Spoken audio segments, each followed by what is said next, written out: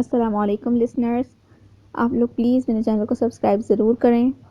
آج جو میں ناول سٹارٹ کرنے جا رہی ہوں وہ ہے رستوں کے سنگراہی، جو کہ تحریر ہے نگت عبداللہ کی۔ Let's start it. وہ بیگ میں اپنی چیزیں رکھتے ہوئے جانے کہاں کھوئی ہوئی تھی کہ بار بار رومیلا کے پکارنے پر بھی وہ اس کی طرف متوجہ نہ ہوئی، جیسے اس نے سنا ہی نہ ہو۔ اس کے چہرے کی شادابی کے ساتھ ساتھ آنکھوں میں اتری ملن رت کو حیرت سے دیکھتی ہوئی رومیلا نے اپنی جگہ سے اٹھ کر اس کے ہاتھ پکڑ لیے تھے۔ بختاور، سچ سچ بتانا، تمہارے گاؤں میں کوئی رانجھا بھی ہے؟ کیا مطلب؟ وہ چونک کر اس کی طرف دیکھنے لگی۔ وہی رانجھا جس سے ملنے کے تصور میں تم یوں کھوئی ہوئی ہو کہ میرے بار بار پکارنے کا بھی کوئی نوٹس نہیں لے رہی۔ میں اب بھی نہیں سمجھی کہ تم کیا کہہ رہی ہو۔ اچھا چھوڑو، یہ بتاؤ تمہیں لینے کون آئے گا؟ رومیلا چڑھ کر بولی۔ ابا جی آئیں گے یا توصیف لالا؟ اور تم کیسے جاؤ گی؟ By air? نہیں، میرا مطلب ہے کون لینے آئے گا؟ یار، اب میں تمہاری طرح بختاور تو ہوں نہیں کہ کوئی اپنا کام چھوڑ کر محض مجھے لینے چلا آئے۔ بظاہر رومیلا نے یہ بات مذاق میں کہی تھی، لیکن بختاور نے دیکھا اس کے اندر کا درد انجانے میں ہی اس کی خوبصورت آنکھوں میں سمٹ آیا تھا۔ وہ صدا کی نرم دل لڑکی اس کا ہاتھ تھپکتے ہوئے بڑے خلوص سے بولی، رومیلا تم میرے ساتھ کیوں نہیں چلتی؟ میرا گاؤں بھی دیکھ لینا اور میرے توصیف لالا کی شادی بھی اٹینڈ کر لینا۔ تمہارے ساتھ چلوں؟ وہ کچھ سوچتی ہوئی اس سے پوچھنے لگی۔ ہاں یقیناً تم وہاں بہت انجوائے کرو گی۔ پھر رزلٹ آنے کے بعد دونوں ساتھ ہی واپس آ جائیں گے۔ رزلٹ پتہ نہیں کب آئے، اتنا عرصہ تم میری میزبانی کر سکو گی؟ تم کہو تو ساری حیاتی کی میزبانی تمہارے نام لکھ دوں۔ وہ اس کا ہاتھ دبا کر اتنے پرجوش انداز میں بولی کہ رومیلا اس کے ساتھ جانے کے لیے تیار ہو گئی۔ ٹھیک ہے، تم جب تک میرا بیگ تیار کرو میں ڈیڈی کو فون کراتی ہوں کہ اب کہ میں ان کے پاس نہیں آ رہی بلکہ کسی رانجھے یا مہیوال کی تلاش میں جا رہی ہوں۔ وہ بے ساختہ ہنس پڑی اور اپنا بیگ بند کر کے جلدی جلدی اس کے بیگ میں کپڑے ٹھوسنے لگی۔ جیسے ہی رومیلا فون کر کے واپس آئی وہ اس کا بیگ بند کرتی اٹھ کھڑی ہوئی۔ چلو، ایسا نہ ہو ابا جی گیٹ پر انتظار کر رہے ہوں۔ نہیں، پہلے مجھے دیکھنے تو دو کہ تم نے میرے کون کون سے کپڑے رکھے ہیں۔ وہ اپنا بیگ کھول کر دیکھنے لگی۔ سب رکھ دیے ہیں، اب جلدی چلو۔ بختاور جیسے ہی اس کے ہاتھ سے بیگ لینے لگی اس نے بیگ پیچھے گھسیٹ لیا۔ دیکھنے دو مجھے۔ وہ ایک ایک سوٹ نکال کر دیکھنے لگی، پھر ایک دم سر اٹھا کر بولی، میرا وہ سوٹ کہاں ہے جو پرسوں کینٹ سے خریدا تھا؟ وہ میں نے نہیں لیا۔ کیوں؟ وہ واپس آ کر پہن لینا، وہاں گاؤں میں کچھ عجیب سا لگے گا۔ ارے واہ، کتنا اچھا لگے گا جب میں وہ سوٹ پہن کر اونچی نیچی پگڈنڈیوں پر اترا اترا کر چلوں گی۔ ہو سکتا ہے کوئی رانجھا اس سوٹ میں ہی مجھ پر عاشق ہو جائے۔ تمہارا کیا خیال ہے؟ وہ سوٹ تم سے اچھا ہے؟ خیال کیا، مجھے یقین ہے۔ اب دیکھو نا، آج تک تو کوئی میرے اس چوکھٹے پر عاشق نہیں ہوا۔ کیسی باتیں کرتی ہو رومیلا، تم نے شاید اپنے آپ کو کبھی غور سے نہیں دیکھا۔ اتنی کیوٹ تو ہو۔ یہ تمہارا حسن نظر ہے میری جان، ورنہ… خیر چھوڑو اس بات کو، جو رکھنا ہو جلدی رکھ لو، پہلے ہی دیر ہو گئی ہے۔ تم جا کر دیکھو تو تمہارے ابا جی آئے بھی ہیں یا نہیں۔ ابا جی آ گئے ہوں گے۔ ویسے رومیلا، تمہارے ڈیڈی نے کیا کہا؟ کس بارے میں؟ جب تم نے میری بات چلنے کی تھی انہوں نے بخوشی اجازت دے دی۔ اچھا۔ بختاور حیرت سے اس کی طرف دیکھنے لگی، پھر اس کے ہاتھ سے بیگ گھسیٹتی ہوئی بولی، اب چلو چلو، اس سے پہلے کہ تمہارے صبر کا پیمانہ لبریز ہو جائے، واقعی چلو۔ وہ ہنستی ہوئی اٹھ کھڑی ہوئی۔ بختاور نے ایک نظر پورے کمرے کا جائزہ لیا، پھر اسے باہر دھکیل کر دروازہ بند کرنے لگی۔ وارڈن کو چابی دے کر وہ دونوں نشتر میڈیکل کالج کی عمارت سے باہر نکل آئیں۔ گیٹ پر واقعی ابا جی کھڑے تھے، ان کا انتظار کر رہے تھے۔ وہ چادر کو پیشانی سے آگے کھینچتی ہوئی اس کے سینے سے جا لگی۔ ابا جی، آپ کیسے ہیں؟ ٹھیک، ہاں دیے، تو نا بھلی چنگی ہے نا؟ وہ رومیلا کی موجودگی میں اردو بولنے کی کوشش میں بھی زیادہ تر سرائیکی بول گئے۔ ابا جی، یہ میری سہیلی ہے رومیلا، یہ بھی ہمارے ساتھ ہمارے گھر جائے گی۔ او جی بسم اللہ، ضرور چلے، پر اس نے اپنے گھر سے اجازت تو لے لی ہے نا؟ جی ابا جی، اس نے گھر اطلاع کر دی ہے۔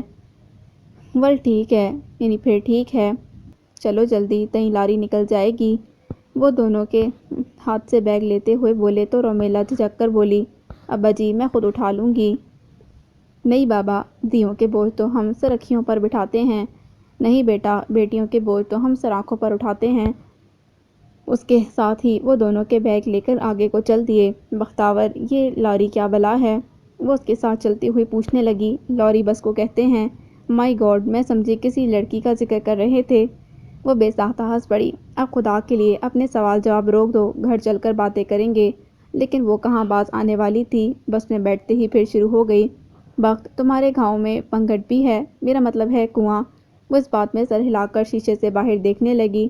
کیا لڑکیاں وہاں پانی بھرنے جاتی ہیں؟ وہ اشتیاق سے پوچھنے لگی۔ ہاں، سنو، کبھی تم بھی بغل میں گاگر دبا کر پانی بھرنے گئی ہو؟ توبہ ہے رومیلا، تم خاموش نہیں رہ سکتی۔ وہ اس کے سوالوں سے تنگ آ کر بولی۔ کیوں، تمہیں جواب دینے میں تکلیف ہو رہی ہے؟ تکلیف کی بات نہیں ہے رومی، اگر تم مسلسل بولتی رہیں تو سب لوگ ادھر متوجہ ہو جائیں گے، اور پھر جو تم جا رہی ہو نا، خود ہی دیکھ لینا کہ وہاں کیا کیا ہے۔ اچھا ہے نا سب لوگ ادھر متوجہ ہو جائیں، ذرا پوز ماریں گے۔ خبردار ایسی کوئی حرکت کی اور ابا جی کی نظر پڑ گئی تو چلتی بس سے دھکا دے دیں گے۔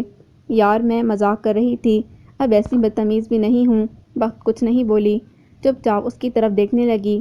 کیوں گھورو مت، اب کچھ نہیں بولوں گی۔ پھر واقعی وہ رستے بھر کچھ نہیں بولی۔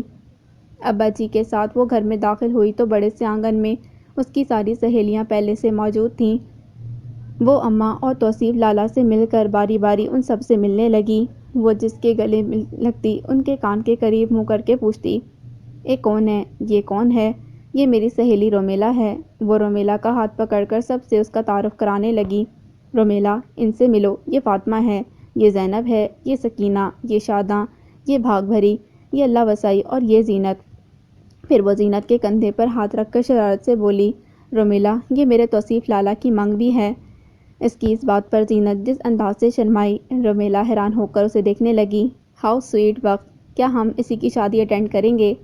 ہائے بختیار، یہ تیری سہیلی کیسی باتیں کرتی ہے؟ زینت بری طرح لجا گئی۔ بھائی رومیلا ایسی باتیں مت کرو۔ بخت ہنستی ہوئی رومیلا سے مخاطب ہوئی۔ ویسے تم ٹھیک سمجھتی ہو، اور ہمارے ہاں منگنی ہوتے ہی منگیتر کیا اس کے گھر والوں سے بھی پردہ شروع ہو جاتا ہے۔ لیکن آج کیونکہ ہمیں آنا تھا اور اماں اکیلی ہیں، اس لیے انہوں نے زینت کو بلا بھیجا ہوگا۔ اچھا، مجھے پسند آئی تمہاری بھابھی۔ شکریہ، میرا خیال ہے تم ان لوگوں کے ساتھ بیٹھو، میں دیکھوں اماں کیا کر رہی ہیں۔ بخت اسے بیٹھنے کا کہہ کر خود اماں کے پاس باورچی خانے میں چلی گئی۔ رات کے کھانے پر اماں نے اس کی ساری سہیلیوں کو روک لیا تھا۔ برآمدے میں چٹائی بچھا کر وہ سب کھانے کے لیے بیٹھیں تو اس وقت تک رومیلا ان سب کے ساتھ کافی گھل مل گئی تھی۔ اسے اپنائیت بھرا یہ ماحول بہت اچھا لگ رہا تھا۔ گو کہ کھانا خالص دیہاتی طرز کا بنا ہوا تھا، جس میں سرسوں کا ساگ اور قدرے موٹی موٹی روٹیاں شامل تھیں۔ اس نے اس سے پہلے ایسا کھانا نہیں کھایا تھا، لیکن اس وقت کھانے کے ساتھ جو گھر کے افراد کا خلوص شامل تھا، وہ اس سے نہ صرف متاثر ہو رہی تھی بلکہ ضرورت سے کچھ زیادہ ہی کھا لیا تھا۔ کھانے کے بعد سب کافی دیر تک بیٹھ کر باتیں کرتی رہیں۔ پھر سب کے سب گھر کے بلاوے آنے لگے تو وہ اگلے دن آنے کا کہہ کر چلی گئیں۔ چلو بھائی رومیلا، ہم بھی اپنے سونے کا انتظام کریں۔ بختیار اٹھتی ہوئی بولی تو رومیلا بھی اس کے ساتھ کھڑی ہو گئی۔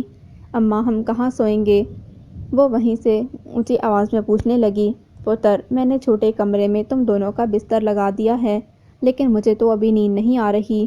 کیوں؟ بختیار اور کمرے کی طرف بڑھتے قدم روک کر پوچھنے لگی۔ اتنا سارا کھانا جو کھا لیا ہے۔ کوئی نہیں، ذرا ذرا سا تو چکھ رہی تھیں۔ پھر بھی وہ ذرا ذرا سا بہت ہو گیا۔ چائے پیو گی؟ ہاں، اگر بنانے میں تکلیف نہ ہو تب۔ تکلیف کیسی؟ چلو دونوں مل کر بنا لیتے ہیں۔ دونوں باورچی خانے میں آ گئیں۔ چولہے میں سرد ہوتی راکھ میں کچھ انگارے دہک رہے تھے۔ بخت جلدی سے لکڑیاں رکھ کر پھونک مارنے لگی۔ بختیار پتر، وہاں کیا کر رہی ہے؟ اماں وہیں سے پوچھتی ہوئی ان کے پاس آ گئیں۔ اماں، چائے بناؤں گی؟ دیے، مجھ سے کہا ہوتا میں بنا دیتی، تو کہاں دھوئیں میں اپنی آنکھیں خراب کرے گی؟ ایک تو پہلے ہی اتنی دور سے تھکی ہوئی آئی ہے، چل ہٹ، میں بنا دوں گی۔ نہیں اماں، ہم بنا لیں گے۔ اور اماں، یہ سیف کب آئے گا؟ وہ پانی کی پتیلی چولہے پر رکھتی ہوئی پوچھنے لگی۔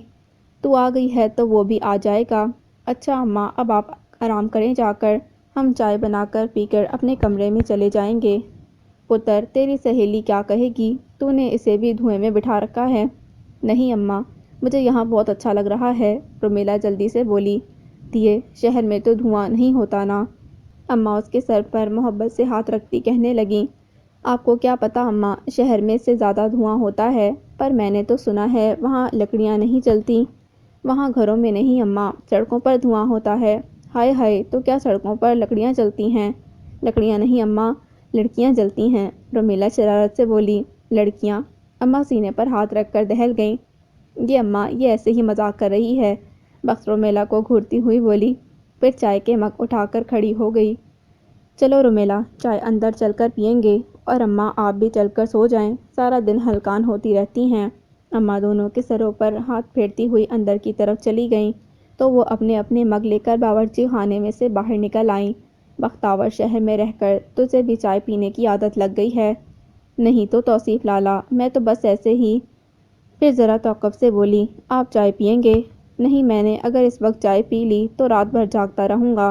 وہ رومیلا کو اشارہ کر کے چپ چاپ اپنے کمرے میں گھسک آئی۔ رومی، تمہیں بوریت تو محسوس نہیں ہو رہی؟ بخت اپنی چارپائی پر بیٹھتی ہوئی اس سے پوچھنے لگی۔ نہیں، بلکہ اگر سچ کہوں بختاور، تو اس اپنائیت بھرے ماحول میں مجھے کم مائگی کا احساس ہونے لگا ہے۔ کم مائگی کا احساس کیوں؟ یہ اتنی ڈھیر ساری محبتیں جنہوں نے تمہیں اتنی طمانینت بخش دی ہے، تو ایسی طمانینت خدا نے شاید میرے نصیب میں لکھی ہی نہیں۔ کیوں، تمہارے ممی ڈیڈی؟ میرے ممی ڈیڈی؟ وہ ہنس پڑی تھوڑی سی تلخ ہو کر۔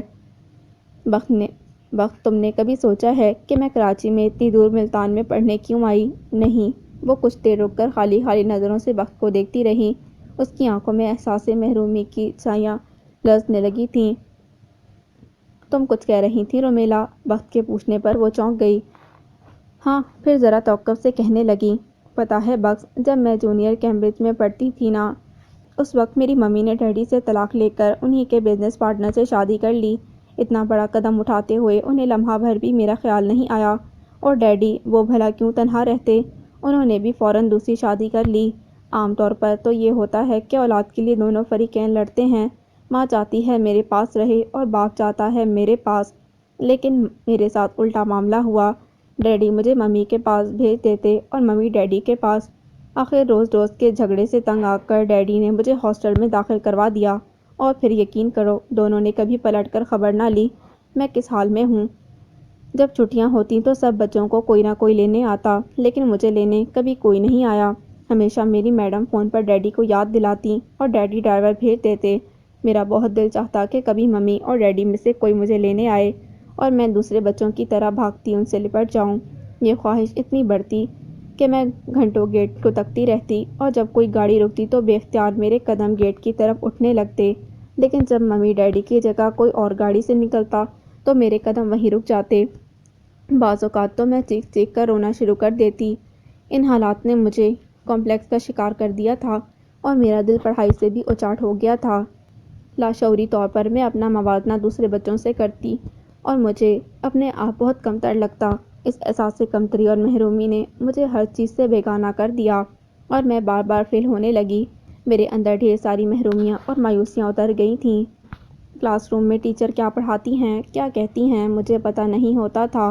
میں بس کاپی پر آڑی ترچھی لکیریں بنایا کرتی تھی۔ ہو سکتا ہے میری ان حرکتوں کی وجہ سے کسی دن میرا اسکول سے نام کٹ جاتا کہ سسٹر جوزا، جو میری کلاس ٹیچر بھی تھیں، انہیں مجھ پر رحم آ گیا اور وہ مجھ پر خاص توجہ دینے لگیں۔ ان کی محبت سے پہلے تو مجھے خوف آتا تھا۔ وہ مجھے پاس بلاتیں تو میں ڈر کر دور ہٹ جاتی، وہ میرے کندھے پر ہاتھ رکھتیں تو میرے اندر ایک سرد سی لہر دوڑ جاتی۔ میں اس سے محبت بھرے لمح سے ناآشنا تھی، جبھی خوفزدہ ہو جاتی تھی۔ سسٹر جوزا شاید میری کیفیت سمجھ گئی تھیں، اسی لیے وہ بہت آہستہ آہستہ مجھے اپنی طرف راغب کرنے لگیں، اور میں زیادہ دیر تک ان سے دور نہ رہ سکی۔ میرے ذہن میں اپنے خیالات کے خلاف جو ایک بغاوت اور نفرت پرورش پانے لگی تھی، اسے سسٹر جوزا نے بالکل غیر محسوس طریقے سے اس طرح مٹایا کہ مجھے احساس تک نہ ہوا۔ یہ انہی کی تربیت کا نتیجہ ہے کہ میں ہزار چاہنے کے باوجود اپنے ممی ڈیڈی سے نفرت نہ کر سکی۔ ہاں، یہ ضرور ہوا کہ میں ان کے پاس جانے سے کترانے لگی۔ میرا دل چاہتا کہ میں بس ہر وقت سسٹر جوزا کے پاس رہوں۔ طویل چھٹیوں کے علاوہ میں کبھی ویکینڈ پر گھر نہیں گئی، پر میرے ویکینڈ سسٹر جوزا کے ساتھ گزرنے لگے۔ وہ بڑی مہربان خاتون تھیں، اور میری ممی ڈیڈی اب بھی دونوں اپنے اپنے حال میں مست ہیں، اور میرا خیال ہے کہ کبھی بھول کر بھی میرے بارے میں نہ سوچتے ہوں گے۔ اور ان سے اتنی دور آنے کی وجہ بھی میری یہی ہے کہ میں ان کے پاس جانا نہیں چاہتی۔ حالانکہ میں ان سے نفرت نہیں کرتی، پھر بھی پتہ نہیں کیوں ان کے پاس نہیں جانا چاہتی۔ ان کے پاس جانے کا سوچ کر مجھے وحشت ہونے لگتی ہے۔ شاید میرے اندر کہیں اب بھی یہ خوف موجود ہے کہ ایسا نہ ہو ڈیڈی مجھے ممی کی طرف دھکیل دیں اور ممی ڈیڈی کی طرف، اور اس دھکم پیل میں درمیان میں ہی کہیں کھو جاؤں۔ حالانکہ کبھی کبھی میرا دل چاہتا ہے کہ میں سچ مچ کہیں کھو جاؤں، کسی ایسی جگہ جہاں سے کوئی مجھے ڈھونڈ نہ پائے۔ کتنی عجیب بات ہے کہ میں کھو جانا بھی چاہتی ہوں اور کھو جانے سے بھی ڈرتی ہوں۔ وہ کچھ دیر رک کر جانے کیا سوچنے لگی۔ بخت چپ چاپ اس کی طرف دیکھتی رہی، پھر ایک طویل سانس لے کر وہ بولی، بخت اس وقت تمہیں حیرت ہو رہی تھی نا جب میں تم سے کہہ رہی تھی کہ ڈیڈی نے مجھے تمہارے ساتھ جانے کی بخوشی اجازت دے دی ہے؟ بخت کچھ نہیں بولی، بس ہلکے سے اس بات میں سر ہلا دیا۔ تو وہ چاہتے ہی یہی ہیں کہ میں ان کے پاس نہ جاؤں، ممی کے پاس جاؤں، اور ممی چاہتی ہیں میں ڈیڈی کے پاس چلی جاؤں۔ حالانکہ میں ان سے کبھی بھی گلہ نہیں کرتی، پھر بھی پتہ نہیں کیوں وہ دونوں میرے وجود کو برداشت نہیں کر پاتے۔ ہر ماہ ایک کثیر رقم میرے اکاؤنٹ میں ڈال کر ڈیڈی سمجھتے ہیں انہوں نے اپنا فرض پورا کر دیا ہے۔ یہ کوئی نہیں سمجھتا کہ مجھے ان کی رقم کی نہیں، فقط ایک دست شفقت کی ضرورت ہے۔ مجھے یہ اعتراف بھی کر لینے دو بخت کہ تمہارے چہرے پر طمانینت بھرا احساس دیکھ کر میں حیران ہونے کے ساتھ ساتھ کبھی کبھی جیلس بھی ہو جاتی ہوں۔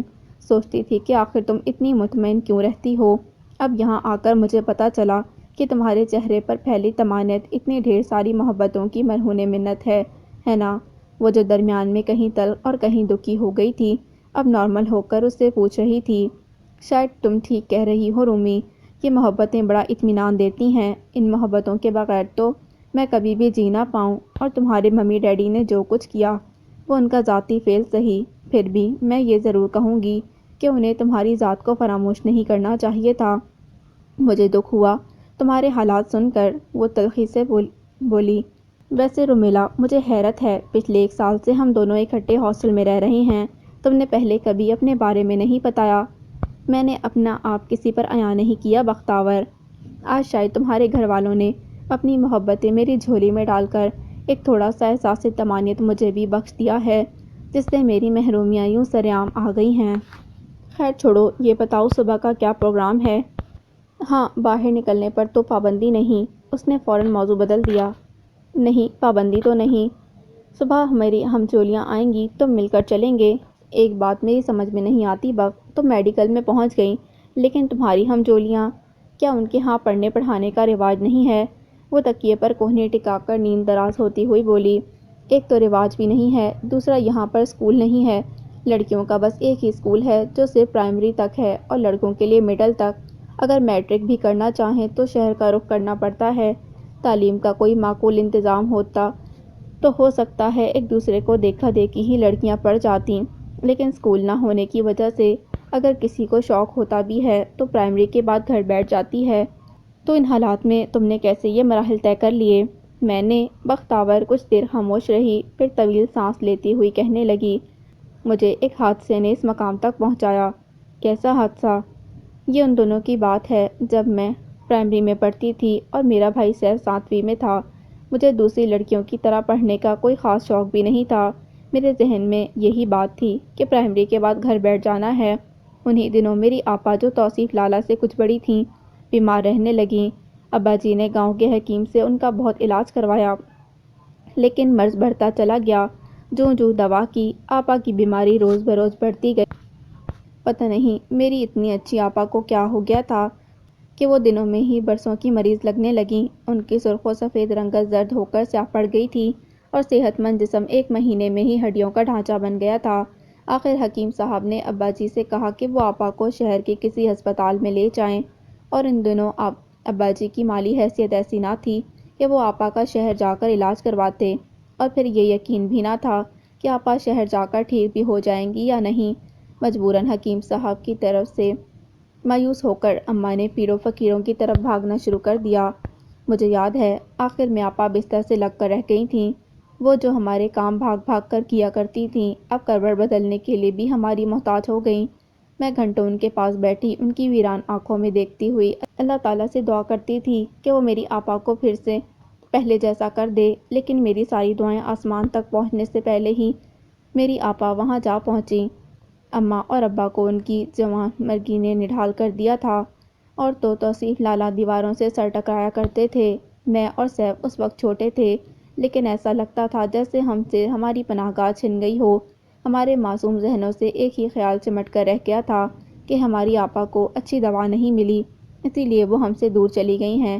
اس کے ساتھ ہی ہم عہد کرتے کہ بڑے ہو کر ہم ایسی دوا خود بنا لیں گے جس سے ہماری آپا پھر سے ہمارے پاس آ جائیں، اور آپا کو واپس لانے کی خواہش اتنی شدید تھی کہ ہماری ساری دلچسپیاں خود بخود کہیں پس منظر میں چلی گئیں اور ہمارے ہاتھوں میں صرف کتابیں رہ گئیں۔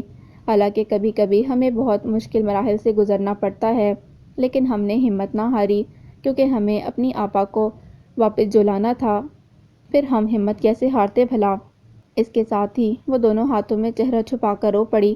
بخت پلیز یوں رو مت۔ رومیلا اٹھ کر اس کے پاس آ بیٹھی۔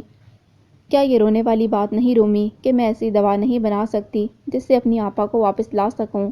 لیکن تم ایسی دوا تو بنا سکتی ہو نا جس سے اپنی آپا جیسی دوسری لڑکیوں کو وہاں جانے سے روک سکو۔ ہاں یہی ایک بات تو مجھے حوصلہ دیتی ہے۔ تو پھر یوں رو کر اپنے حوصلے پست مت کرو۔ وہ جلدی سے آنسو پوچھ کر اٹھ کھڑی ہوئی۔ جا کہاں رہی ہو؟ رومیلا اسے دروازے کی طرف بڑھتے دیکھ کر پوچھنے لگی۔ اماں نے ہمارے لیے دودھ رکھا تھا، وہ لے آؤں؟ اگر بغیر پیے سو گئے تو صبح اماں ناراض ہوں گی۔ رومیلا نے محسوس کیا وہ ایک دم موضوع بدل کر کمرے کے اندر چھائی اداسی کو بڑی خوبصورتی سے دور کرنے کی کوشش کر رہی تھی، اور اس کوشش میں رومیلا نے اس کا ساتھ دینے میں دیر نہیں کی تھی۔ میرے لیے دودھ میں پانی ملا دینا، خالص دودھ مجھے ہضم نہیں ہوگا۔ اور وہ ہنستی ہوئی باہر نکل گئی۔ چودھری ملک جمشید علی اس گاؤں میں ایک حکمران کی حیثیت رکھتے تھے۔ ایسا رعب و دبدبہ تھا ان کا کہ انسان تو انسان، کوئی پرندہ بھی ان کی مرضی کے بغیر پر نہیں مار سکتا تھا۔ 60 سال کی عمر میں بھی سرخ و سفید رنگت اور قابل رشک صحت نے ان کو خاصا پروقار بنا دیا تھا۔ ان کی 2 ہی اولادیں تھیں۔ بڑا بیٹا ملک فیصل جو یونیورسٹی کی تعلیم سے فارغ ہو کر آج کل باہر جانے کی تیاریوں میں لگا تھا، اور چھوٹی بیٹی ندا جو انٹر میں پڑھتی تھی۔ چودھری ملک جمشید علی کی شخصیت جتنی پروقار تھی اتنی ہی پراسرار بھی تھی۔ انہیں نوادرات جمع کرنے کا بہت شوق تھا۔ بڑی حویلی سے ملحقہ چھوٹی حویلی تھی جس کا بڑا سا ہال کمرہ ان کے اس شوق کا منہ بولتا ثبوت تھا۔ دنیا بھر سے جانے کتنی نادر اشیاء انہوں نے اس ہال میں لا سجائی تھیں، اور اس چھوٹی حویلی میں آنے کی کسی کو اجازت نہ تھی۔ کبھی کبھی تو چودھری صاحب ہفتوں چھوٹی حویلی میں مقید ہو جاتے، اور کوئی نہ جانتا کہ وہاں کیا کرتے ہیں۔ جب اپنی ہی قید سے باہر نکلتے تو ان پر عجیب جھنجھلاہٹ سوار ہوتی، اور ذرا ذرا سی بات پر بیچارے ملازموں اور مزاروں کی شامت آ جاتی۔ گھر سے باہر وہ جتنے سخت دل تھے، گھر کے اندر اتنے ہی نرم۔ انہوں نے اپنی اولاد پر بے جا پابندیاں نہیں لگائی تھیں۔ ملک فیصل اور ندا نے اپنے لیے جس راہ کا انتخاب کیا تھا انہوں نے بخوشی اجازت دے دی تھی۔ ان دونوں کے معاملے میں وہ صرف نرم ضرور تھے، لیکن ان کو اجازت نہ تھی کہ وہ چودھری صاحب کی ذاتی معاملات میں دخل اندازی کریں۔ دونوں بہن بھائی ایک جیسی عادات کے مالک تھے۔ ملک فیصل اپنے باپ کے بالکل برعکس نرم دل، انصاف پسند اور غریب پرور تھا، گو کہ چودھری جمشید علی ان کی ان خوبیوں کو اچھی نظر سے نہیں دیکھتے تھے، پھر بھی کھلم کھلا ٹوکتے بھی نہیں تھے۔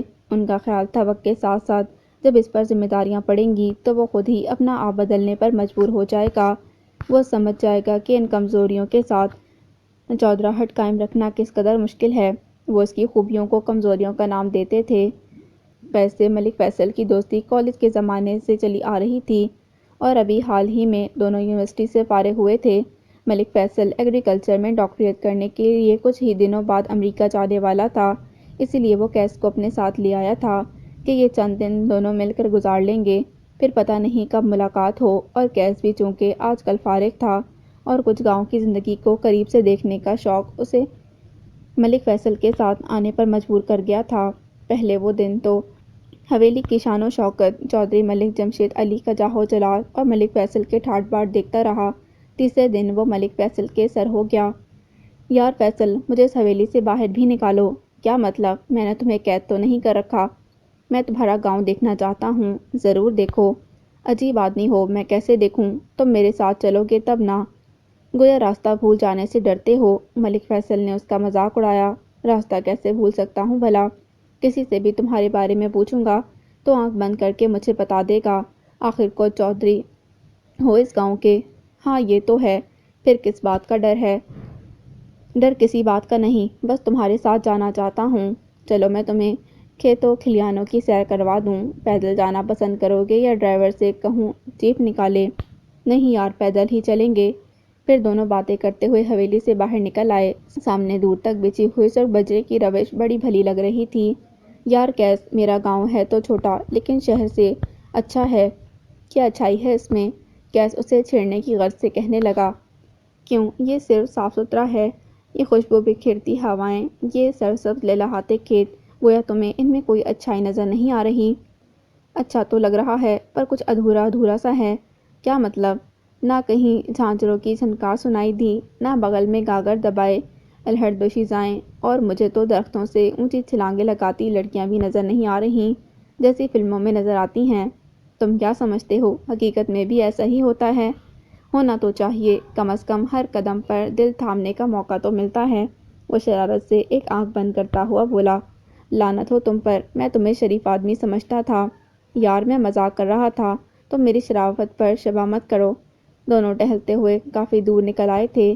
جب چڑھتے سورج کی تمازت بڑھنے لگی، انہوں نے واپسی کی راہ لی۔ واپسی کے لیے ملک فیصل نے دوسرا راستہ منتخب کیا تھا۔ نہر کے کنارے چلتے ہوئے وہ دونوں چھوٹی حویلی کی طرف آ نکلے۔ یہ بھی تمہاری حویلی کا حصہ ہے؟ کیس اونچی اونچی فصیلوں کو دیکھتے ہوئے پوچھنے لگا۔ ہے تو اسی حویلی کا حصہ، لیکن ہمارے استعمال میں نہیں ہے۔ یہاں صرف بابا جان آتے ہیں۔ اندر سے نہیں دکھاؤ گے؟ سوری یار، ہمیں اس کے اندر جانے کی اجازت نہیں ہے۔ اصل میں بابا جان کو نوادرات جمع کرنے کا کریز ہے، اور اس میں انہوں نے بڑی نادر اشیاء سجا رکھی ہیں۔ ایک قسم کا عجائب گھر کہہ سکتے ہو اسے۔ پھر تو اسے ضرور دیکھنا چاہیے۔ کہہ تو رہا ہوں بابا جان ہمیں اس کے اندر نہیں جانے دیں گے۔ اپنی بات کہہ کر ملک فیصل نے اپنے قدموں کی رفتار تیز کر دی۔ وہ نہیں چاہتا تھا کہ کیس حویلی کو اندر سے دیکھے۔ بڑی حویلی کے باہر چودھری صاحب کہیں جانے کے لیے تیار کھڑے تھے۔ ان دونوں کو آتا دیکھ کر پوچھنے لگے، کہاں چلے گئے تھے پتر؟ بس بابا جان یوں ہی ذرا چہل قدمی کے لیے گئے تھے۔ تمہارے دوست کو گاؤں پسند آیا؟ جی ہاں جناب۔ جواب نہیں آپ کے گاؤں کا؟ فیصل سے پہلے ہی کیس بول پڑا۔ چودھری صاحب نے مسکراتے ہوئے اس کی طرف دیکھا، پھر فیصل سے مخاطب ہوئے۔ فیصل پتر، میں چودھری امان اللہ کی طرف جا رہا ہوں۔ کوشش کروں گا شام تک واپس آ جاؤں، نہیں تو پھر کل آؤں گا۔ جی بابا جان۔ اور ہاں پتر، تمہارا دوست ہمارے ہاں مہمان ہے، اس کی خاطر تواضع میں کمی نہیں ہونی چاہیے۔ آپ بے فکر رہیں بابا جان۔ پھر وہ کیس کی طرف منہ کر کے آہستہ سے بولا، اس کی تو میں وہ تواضع کروں گا کہ زندگی بھر یاد رکھے گا۔ کیس بے ساختہ ہنس پڑا۔ چودھری صاحب کے روانہ ہوتے ہی وہ دونوں اندر آ گئے۔ ابھی انہیں بیٹھے کچھ دیر ہوئی تھی کہ گاؤں کے کئی جوان ملک فیصل سے ملنے چلے آئے۔ ملک فیصل اپنی اچھی عادت کی بدولت گاؤں میں ایک خاص مقام رکھتا تھا۔ گاؤں کا ہر چھوٹا بڑا اسے پسند کرتا تھا۔ ملک فیصل نے کبھی اپنے اور گاؤں والوں کے درمیان فرق نہیں کیا تھا۔ وہ سب کو ایک نظر سے دیکھتا تھا اور ہر ایک سے خلوص سے ملتا۔ یہی وجہ تھی اکثر گاؤں کے جوان اس کے پاس آ جاتے تھے، کبھی محض اس سے ملنے اور کبھی اپنے مسائل لے کر۔ وہ پوری توجہ سے ہر ایک کا مسئلہ سنتا اور حتی الامکان اسے حل کرنے کی کوشش کرتا تھا۔ اس وقت بھی گاؤں کے کئی جوان اس سے ملنے آئے ہوئے تھے اور اس نے سب کو اپنے کمرے میں بلا لیا تھا۔ کیس خود بھی بڑے باپ کا اکلوتا بیٹا تھا اور اسے ہر آسائش میسر تھی، لیکن پھر بھی ملک فیصل کے ٹھاٹ باٹ اور یہاں کے لوگوں میں اس کی مقبولیت اور عزت اسے متاثر کر رہی تھی۔ وہ کچھ حیرت اور اشتیاق سے ملک فیصل کو ان سب جوانوں کے درمیان گھرا ہوا دیکھتا رہا۔ کیس یار، تم بھی ہماری محفل میں شریک ہو جاؤ، یوں چپ چاپ بیٹھے ہو، بور ہو جاؤ گے۔ ملک فیصل کے کہنے پر وہ ان سب کے درمیان آ بیٹھا۔ چھوٹے چودھری جی، یہ بھی آپ کے ساتھ باہر جائے گا؟ چودھری حسین نے پوچھا تو ملک فیصل سے تھا، لیکن کیس بول پڑا، نہیں بھائی، مجھ میں اتنا حوصلہ نہیں کہ میں مزید وقت تمہارے چودھری جی کے ساتھ گزار سکوں۔ کیسی باتیں کرتے ہو سائیں، ہمارے چودھری جی تو لاکھوں میں ایک ہیں۔ تم انہیں میرے خلاف نہیں وگلا سکتے کیس؟ کوشش کر لینے دو یار، چلو یہ حسرت بھی پوری کر لو، میری طرف سے پوری اجازت ہے۔ چھوڑو یار، کچھ حسرتیں دل میں ہی رہنے دو۔ ملک فیصل نے ہنستے ہوئے اس کے کندھے پر ہاتھ رکھ دیا تو وہ کچھ اترا کر کہنے لگا، دیکھا تمہارے چودھری میرے خوشامد کر رہے ہیں کہ میں ان کے ساتھ چلوں، تو باؤ جی آپ ان کے ساتھ کیوں نہیں جاتے؟ کہا نا مجھ میں حوصلہ نہیں۔ خیر چھوڑو، یہ بتاؤ یہاں بیڑ بھی ہوتے ہیں؟ زمانہ ہو گیا ہے بیڑ کو دیکھے ہوئے اور کھائے ہوئے۔ او جی آپ حکم کریں، بہت بیڑ مل جائیں گے۔ بس تو دوپہر کے کھانے میں اگر بیڑ مل جائیں تو کیا بات ہے۔ پھر وہ بہت جلد اپنی خوبصورت باتوں سے ان سیدھے سادے جوانوں کے دل جیت گیا۔ جب وہ سب رخصت ہو رہے تھے تو بار بار ملک فیصل کے ساتھ ساتھ اسے بھی اپنے ہاں آنے کی دعوت دے رہے تھے۔ رات کو دیر تک جاگنے کی وجہ سے ان کا ارادہ تھا صبح اطمینان سے اٹھیں گے، لیکن ابھی پوری طرح اجالا بھی نہیں پھیلا تھا کہ بخت کی ہمجولیاں آ گئیں۔ بختاور، تو ہمارے ساتھ نہیں جائے گی؟ چل اٹھ۔ وہ ہڑبڑا کر اٹھ بیٹھی اور ذرا سی گردن گھما کر رومیلا کی طرف دیکھا۔ وہ آدھی آنکھیں کھولے اسے ہی دیکھ رہی تھی۔ بخت نے مسکرا کر اسے صبح بخیر کہا اور چارپائی سے نیچے اترتے ہوئے بولی، رومیلا، عافیت اسی میں ہے کہ فوراً اٹھ جاؤ، ورنہ یہ سب اٹھانے کے لیے بڑے عجیب و غریب طریقے استعمال کرتی ہیں۔ اس کی بات سن کر رومیلا فوراً چادر پھینک کر اٹھ بیٹھی۔ نہیں، ہم مہمانوں کے ساتھ تھوڑی رعایت کرتے ہیں۔ اس کے گھبرا کر اٹھنے پر اللہ وسائی ہنستی ہوئی کہنے لگی تو رومیلا اپنی جھپ مٹاتے ہوئے بولی، نہیں، میں ویسے ہی اٹھ رہی تھی۔ چلو جلدی، نہیں تو دن چڑھ آئے گا۔ شادا کے کہنے پر وہ دونوں جلدی سے باہر نکل آئیں۔ اماں باورچی خانے کے پاس بنے چبوترے پر بیٹھی لسی ولو رہی تھیں۔ ان دونوں نے منہ پر پانی کے چھینٹے مارے اور اماں سے کہہ کر سب لڑکیوں کے ساتھ باہر نکل آئیں۔ گھر کے سامنے کچی سڑک پر چلتی ہوئی وہ جیسے ہی بائیں جانب مڑیں، سامنے لہلہاتے کھیت تھے۔ میرے خدا، بخت، میں نے آج سے پہلے اتنی خوبصورت صبح کبھی نہیں دیکھی۔ رومیلا کھیتوں کے درمیان بنے تنگ سے راستے پر چلتی ہوئی ایک جذب کے عالم میں بولی تھی، ابھی تو ابتدا ہے رومیلا، ابھی جب سورج کی پہلی کرن ان کھڑی فصلوں کو چومنے لگے گی تب ان کا حسن دوبالا ہو جائے گا۔ واقعی مجھے آج پتہ چلا ہے کہ زمین سونا کیسے اگلتی ہے۔ وہ بڑے اشتیاق سے ہر طرف دیکھ رہی تھی۔ پھر باجرے کے کھیت کے پاس اندھیرے اجالے کے سنگم میں بیٹھی ایک لڑکی کو دیکھ کر وہ چونک گئی۔ گھٹنوں پر تھوڑی ٹکائے وہ جانے کیا سوچ رہی تھی۔ اس کی ناگن جیسی بل کھاتی چوٹی زمین کو چھو رہی تھی۔ اتنا خوبصورت منظر دیکھ کر رومیلا کو حقیقت پر خواب کا گمان ہونے لگا۔ وہ اس کی طرف اشارہ کرتی بخت سے پوچھنے لگی، بخت، وہ کون ہے؟ وہ بھاگ بھری ہے۔ ایسے سہانے سمے وہ بڑے خوبصورت گیت گاتی ہے۔ یقیناً اس وقت بھی وہ کچھ گنگنا رہی ہوگی۔ آؤ اس کے پاس چلیں، اس کا گیت سنو گی؟ بختاور اپنی سہیلیوں کی طرف سوالیہ نگاہوں سے دیکھنے لگی تو رومیلا کی خواہش سمجھتے ہوئے سب بھاگ بھری کے پاس آ گئیں۔ وہ واقعی کچھ گنگنا رہی تھی۔ ان سب کو دیکھ کر وہ خاموش ہو گئی۔ بھاگ بھری، میری سہیلی تمہارا گیت سننے آئی ہے، بخت نے کہا تو سب لڑکیاں وہیں دائرہ بنا کر بیٹھ گئیں۔ بختاور، یہ میرا مذاق تو نہیں اڑائے گی؟ ارے نہیں، یہ کیسے کہہ دیا تم نے؟ رومیلا اس کے ہاتھ چھو کر بڑی محبت سے بولی۔ وہ کچھ دیر باجرے کے کھیت پر نظریں جمائے چپ چاپ بیٹھی رہی، پھر اس کی خوبصورت آواز فضا میں بکھر کر ماحول کو خوبصورت بنانے لگی۔ تیرے باجرے دی راکھی، اوڑیا باجرے دی راکھی، اوڑیا باجرے دی راکھی، ماہیا مینا مہندی وے تیرے باجرے دی راکھی۔ ترجمہ، ماہیا، میں تیرے باجرے کی رکھوالی کے لیے نہیں بیٹھ سکتی کیونکہ پنچھی مجھے اکیلا دیکھ کر بہت ستاتے ہیں۔ اگر میں سیٹی بجا کر انہیں اڑاتی ہوں تو میری سرخی اترتی ہے، اور اگر تالی بجا کر اڑاؤں تو میری مہندی اتر جائے گی، اور اگر زمین پر ایڑی ماروں تو میری جھانجر بچ جائے گی۔ گانا ختم کر کے اس نے اپنی پیشانی گھٹنوں پر ٹکا دی تو ایک دم بہت زیادہ خاموشی چھا گئی۔ رومیلا نے سر اٹھا کر دیکھا۔ مشرق سے طلوع ہوتا سورج کائنات کو سنہرا پن بخش رہا تھا۔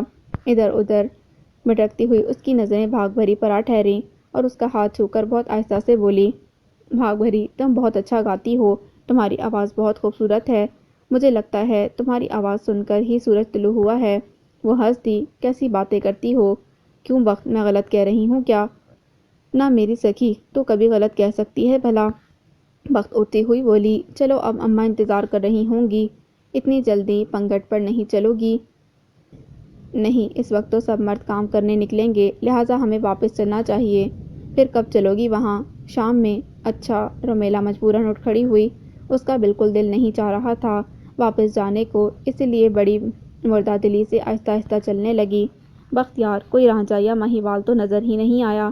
رومیلا کچی سڑک پر مڑتی ہوئی بولی تو بخت بے ساختہ ہنس پڑی۔ تم ہنس رہی ہو؟ میں رانجھے کو تلاش کیے بغیر یہاں سے نہیں جاؤں گی۔ تلاش کر لینا بابا، فی الحال تو اندر چلو۔ بخت نے اسے دروازے سے اندر دھکیلا اور خود بھی اندر آ گئی۔ اماں آنگن میں بیٹھی برتن مانجھ رہی تھیں۔ ان دونوں کو آتے دیکھ کر محبت سے بولیں، تم آ گئی پتر؟ ہاں اماں، یہ رومیلا تو ابھی بھی نہیں آ رہی تھی، میں زبردستی لائی ہوں۔ اچھا، لگتا ہے تمہاری سہیلی کو ہمارا پنڈ پسند آ گیا ہے۔ واقعی اماں شہر سے اچھا ہے، رومیلا ان کے قریب آتی ہوئی بولی۔ اچھا اب تم دونوں منہ ہاتھ دھو لو، میں تمہارے لیے ناشتہ بناتی ہوں۔ بختیور تار پر تولیہ اتار کر غسل خانے کی طرف چلی گئی اور رومیلا وہیں رک کر اماں کو دیکھنے لگی۔ راکھ سے بھرے ان کے ہاتھ تیزی سے حرکت کر رہے تھے۔ غیر ارادی طور پر وہ اپنے کیوٹ لمبے لمبے ناخنوں والے ہاتھوں کا موازنہ ان کے ہاتھوں سے کرنے لگی، جن کے لمس نے اسے ایک احساس طمانینت بخشا تھا۔ اگلے ہی لمحے وہ اپنے ہاتھوں کی خوبصورتی کی پرواہ کیے بغیر ان کے پاس جا بیٹھی۔ اماں میں دھوؤں گی برتن، آپ چھوڑ دیں۔ نہ دیے جیتی رہ، تیرے ہاتھ خراب ہو جائیں گے، میں دھو لوں گی۔ نہیں اماں مجھے دھونے دیں۔ ان کے لہجے کی مٹھاس نے اسے تھوڑا مچلنے پر مجبور کر دیا تھا۔ میری دھی تو نے تو ابھی منہ بھی نہیں دھویا، جا تو جا کر منہ دھو لے، میں تیرے لیے ناشتہ بناتی ہوں۔ اماں ہاتھ دھو کر اٹھ کھڑی ہوئیں۔ وہ منہ دھونے کی بجائے ان کی جگہ پر آ بیٹھی۔ یہ کیا کر رہی ہے پتر، رہنے دے۔ اماں نے اس کے کندھے پر ہاتھ رکھ کر اٹھانا چاہا تو وہ ان کا ہاتھ تھام کر بڑی التجا سے بولی، اماں دھونے دے نا۔ جانے کیا تھا اس کے لہجے میں کہ اماں اس کا سر تھپکتی ہوئی باورچی خانے میں چلی گئیں۔ جس وقت بختیور باتھ روم سے نکلی، وہ چوکی پر بیٹھی بڑے مزے سے راکھ سے برتن مانجھ رہی تھی۔ اس کا دوپٹہ نیچے چوکی کے پاس رکھا تھا اور شانوں تک کٹے بال جنہیں بار بار کلائی کی مدد سے پیچھے کر رہی تھی۔ وہ پھر اس کی پیشانی چومنے چلے جاتے۔ کچھ دیر تک بختیور دروازے کے پاس دلچسپی سے اسے دیکھتی رہی، پھر یہ جانتے ہوئے بھی کہ وہ اماں کے منع کرنے کے باوجود زبردستی وہاں بیٹھی ہوگی، وہیں سے اونچی آواز میں بولی، اماں آپ نے میری سہیلی کو کام پر لگا دیا۔ ہاں پتر میں نے تو منع کیا ہے پر یہ مانتی ہی نہیں۔ رومیلا کیوں ہاتھوں کا ناس مار رہی ہو، چلو اٹھو، وہ اس کا کندھا ہلاتی ہوئی بولی، جو پتیلی مانجتے ہوئے اپنی ساری توانائی صرف کیے دے رہی تھی۔ نہیں یہ 2-4 برتن رہ گئے ہیں، یہ دھو کر ہی اٹھوں گی۔ اپنی بات کہہ کر وہ پھر پتیلی پر زور آزمائی کرنے لگی۔ بخت سمجھ گئی کہ وہ برتن دھوئے بغیر نہیں اٹھے گی، اسی لیے اسے اس کے حال پر چھوڑ کر وہ اندر چلی گئی۔ اور اس وقت جب وہ کوئلے اور راکھ سے پتیلی کو رگڑتے ہوئے مسلسل جھٹکے کھا رہی تھی، اچانک بیرونی دروازہ کھلا اور کندھے پر بیگ لٹکائے سیف چلا آیا۔ اس پر نظر پڑتے ہی وہ وہیں رک کر سوچنے لگا کہ کہیں وہ غلط گھر میں تو نہیں آ گیا۔ پھر چاروں طرف نظریں دوڑاتے ہوئے اس نے ہلکے سے کندھوں کو جھٹکا دیا اور پھر آہستہ آہستہ چلتا اس کے سامنے آ کھڑا ہوا۔ وہ اپنے کام میں اتنی مصروف تھی کہ اسے کسی کی موجودگی کا احساس ہی نہیں ہوا۔ وہ تو جب دوسری پتیلی اٹھانے کو اس نے ہاتھ بڑھایا تو اس کے جوتوں پر نظر پڑتے ہی اس کا ہاتھ پتیلی پر رک گیا۔ فوری طور پر اس کی ہمت نہیں ہوئی کہ وہ سر اٹھا کر اوپر دیکھے، بلکہ وہ نظروں کا زاویہ بدل کر اپنا دوپٹہ تلاش کرنے لگی۔ سیف اس کی کیفیت سمجھ رہا تھا، پھر بھی دلچسپی سے اسے دیکھے گیا۔ کتنے پیسے لیتی ہیں آپ صرف برتن دھونے کے؟ وہ سنجیدہ نظر آنے کی بھرپور کوشش کرتے ہوئے پوچھنے لگا، لیکن آنکھوں سے جھلکتی شرارت اس کی کوشش کو ناکام بنائے دے رہی تھی۔ جی، وہ سر اٹھا کر اس کی طرف دیکھنے لگی۔ آپ کی تعریف، وہ سیدھا اس کی آنکھوں میں دیکھنے لگا۔ رومیلا نام تو بڑا آرٹسٹک ہے لیکن کام؟ آنکھوں کی شرارت نے ہونٹوں کا راستہ بھی دیکھ لیا تھا۔ میں وہ اماں نہیں بلکہ میں، گھبراہٹ میں اس کے منہ سے بے اختیار الفاظ نکلے۔ وہ دلکشی سے مسکراتا پنجوں پر اس کے سامنے بیٹھ گیا۔ کب سے کام کرتی ہیں آپ؟ آپ پتہ نہیں کیا سمجھ رہے ہیں، میں تو بختیور۔ اچھا اچھا، تمہیں بختیور نے یہاں رکھا ہے؟ وہ اس کی بات کاٹتا ہوا جلدی سے بولا، حالانکہ وہ اچھی طرح سمجھ گیا تھا کہ وہ بخت کی دوست ہوگی۔ جواب میں وہ کچھ کہنا چاہتی تھی کہ بخت بالوں کی چوٹی بناتی ہوئی آئی۔ سیف پر نظر پڑتے ہی وہ چیخ پڑی، سیف میرا ویر تو کب آیا؟ ابھی ابھی آیا ہوں اور حیران کھڑا ہوں کہ کسی دوسرے کے گھر تو نہیں چلا آیا۔ وہ رومیلا کی طرف اشارہ کرتے ہوئے بولا، ارے نہیں ویرا، یہ میری سہیلی ہے، رومیلا میرے ساتھ پڑھتی ہے۔ اچھا؟ وہ مصنوعی حیرت سے اس کی طرف دیکھنے لگا۔ بڑا خوبصورت انداز تھا اس کا کہ بے اختیار وہ دل کی لگامیں ہاتھ سے چھوڑ بیٹھی اور نظریں اس کے دراز سراپے میں الجھ کر رہ گئیں۔ بخت، کیا ہمارے ہاں مہمانوں سے ایسا سلوک کیا جاتا ہے؟ نہیں، اسے خود شوق چڑھا ہے یہ سب کرنے کا۔ رومیلا بھائی اب اٹھ جاؤ ورنہ سیف سارا الزام میرے سر رکھ دے گا۔ وہ اسے بازو سے پکڑ کر اٹھاتی ہوئی اماں کو آواز دینے لگی، اماں اماں دیکھیے تو سیف آ گیا ہے۔ سیف کا نام سنتے ہی اماں باورچی خانے سے باہر نکل آئیں۔ او بسم اللہ، میرا پتر آیا ہے۔ سیف بیگ زمین پر رکھ کر اماں کے سینے سے جا لگا۔ اماں والہانہ انداز میں کبھی اس کا سر اور کبھی ماتھا چوم رہی تھیں۔ رومیلا حیرت سے اس لمبے چوڑے وجود کو اماں کی آغوش میں سماتے ہوئے دیکھ رہی تھی۔ اچانک اسے اپنے اندر تشنگی کا احساس ہونے لگا۔ تو وہ وقت کے ہاتھوں سے اپنا بازو چھڑوا کر باتھ روم میں جا گھسی۔ ناشتے کے بعد وہ جان بوجھ کر کمرے میں اکیلی بیٹھی رہی۔ وہ نہیں چاہتی تھی کہ ان سب کے درمیان بیٹھ کر اپنے آپ کو اکیلا محسوس کرے، یا ان میں سے کوئی بات کرتے کرتے محض اسی لیے رک جائے کہ ایک اجنبی وہاں موجود ہے۔ حالانکہ وقت کئی بار اسے بلا چکی تھی، لیکن وہ بڑی خوبصورتی سے ٹال گئی۔ پھر شام سے ذرا پہلے بختاور کی ہمجولیاں کنویں پر پانی بھرنے جانے لگیں تو وہ وقت کے سر ہو گئی۔ وقت، ہم بھی چلیں گے، چادر اوڑھ کر جانا پڑے گا۔ اوڑھ لوں گی، بس تم چلو۔ وہ ہر صورت میں جانا چاہتی تھی۔ بختاور اندر سے چادر اوڑھ کر اس کے لیے اماں کی چادر لے آئی، جسے اس نے فوراً اپنے ارد گرد لپیٹ لیا اور جانے کے لیے تیار ہو گئی۔ اب خدا کے لیے یہ مت کہنا کہ گاگر بھی سر پر رکھوں گی۔ کیوں، تم پانی نہیں بھرو گی؟ نہیں، میں نے کبھی نہیں بھرا، توصیف لالا بھر کر لاتے ہیں۔ چلو پھر ایسے ہی چلتے ہیں۔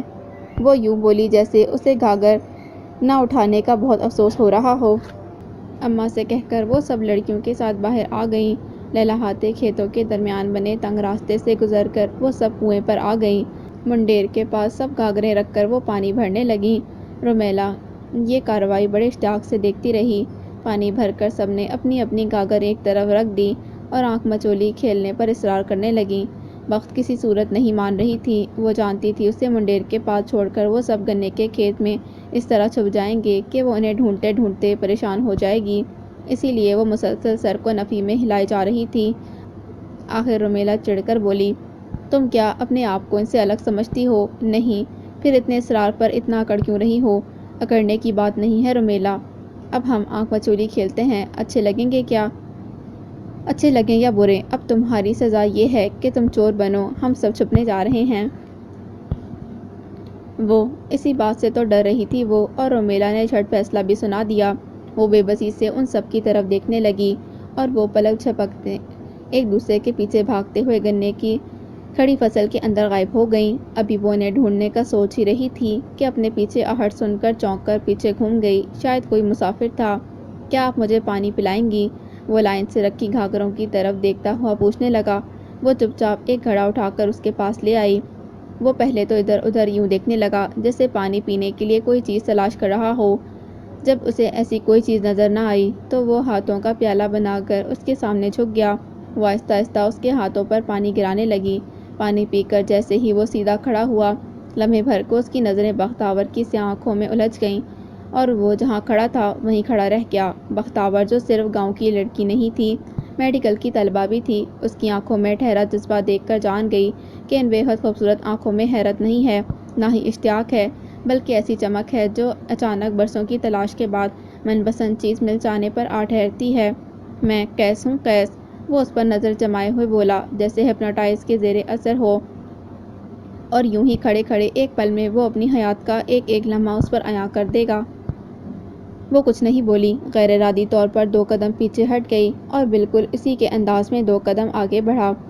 اس گہری ہوتی شام میں تنہا، آپ کو ڈر نہیں لگ رہا؟ اس کے نیم واہ ہونٹوں سے کچھ سننے کی آرزو میں وہ سوال کر بیٹھا۔ جواب میں وہ گھبرا کر راہ فرار تلاش کرنے لگی۔ آپ کہیں تو میں آپ کو ان گاگروں سمیت آپ کے گھر پہنچا دوں بحفاظت۔ اس کا ارادہ بھانپ کر وہ اسے روکنے کے بہانے ڈھونڈنے لگی۔ وہ نفی میں سر ہلانے لگی۔ میں آپ کی ایک تصویر بنا سکتا ہوں، وہ کندھے سے کیمرہ اتارتا ہوا بولا۔ نہیں، اس کے ساتھ ہی وہ بھاگتی ہوئی گنے کے کھیت میں داخل ہو گئی اور وہ کتنی دیر تک وہیں کھڑا ہلتی فصل کو دیکھتے ہوئے اس کے راستے کا تعین کرنے لگا۔ اس کی ہمجولیاں جانے کہاں چھپ گئی تھیں۔ وہ انہیں تلاش کرنے کی بجائے اپنا آپ اس اجنبی سے چھپانے کی خاطر وہیں بیٹھ گئی۔ دل کی دھڑکنیں تیز ہو کر اس کا وجود ہلائی دے رہی تھیں۔ وہ گھٹنوں پر پیشانی ٹکا کر بے ترتیب ہوتی دھڑکنوں کو قابو کرنے کی کوشش میں لمبے لمبے سانس لینے لگی۔ وہ اتنی باحوصلہ نہیں تھی کہ اجنبی راہوں کی مسافت قبول کر کے اپنے لیے کٹھنائیاں خرید لیتی۔ دل میں مچلتی بے نام خواہشوں کو وہ یہیں کچل دینا چاہتی تھی۔ وہ اپنی اس کوشش میں ناکام ہوئی جا رہی تھی۔ وہ جتنا خواہشوں کو دبا رہی تھی، دل میں اتنا ہی روایتوں کی بندشوں سے آزاد ہونے کو دل مچل رہا تھا۔ ان متضاد کیفیات میں گھر کر وہ کمزور پڑنے لگی تو اس نے گھبرا کر سر اٹھا دیا۔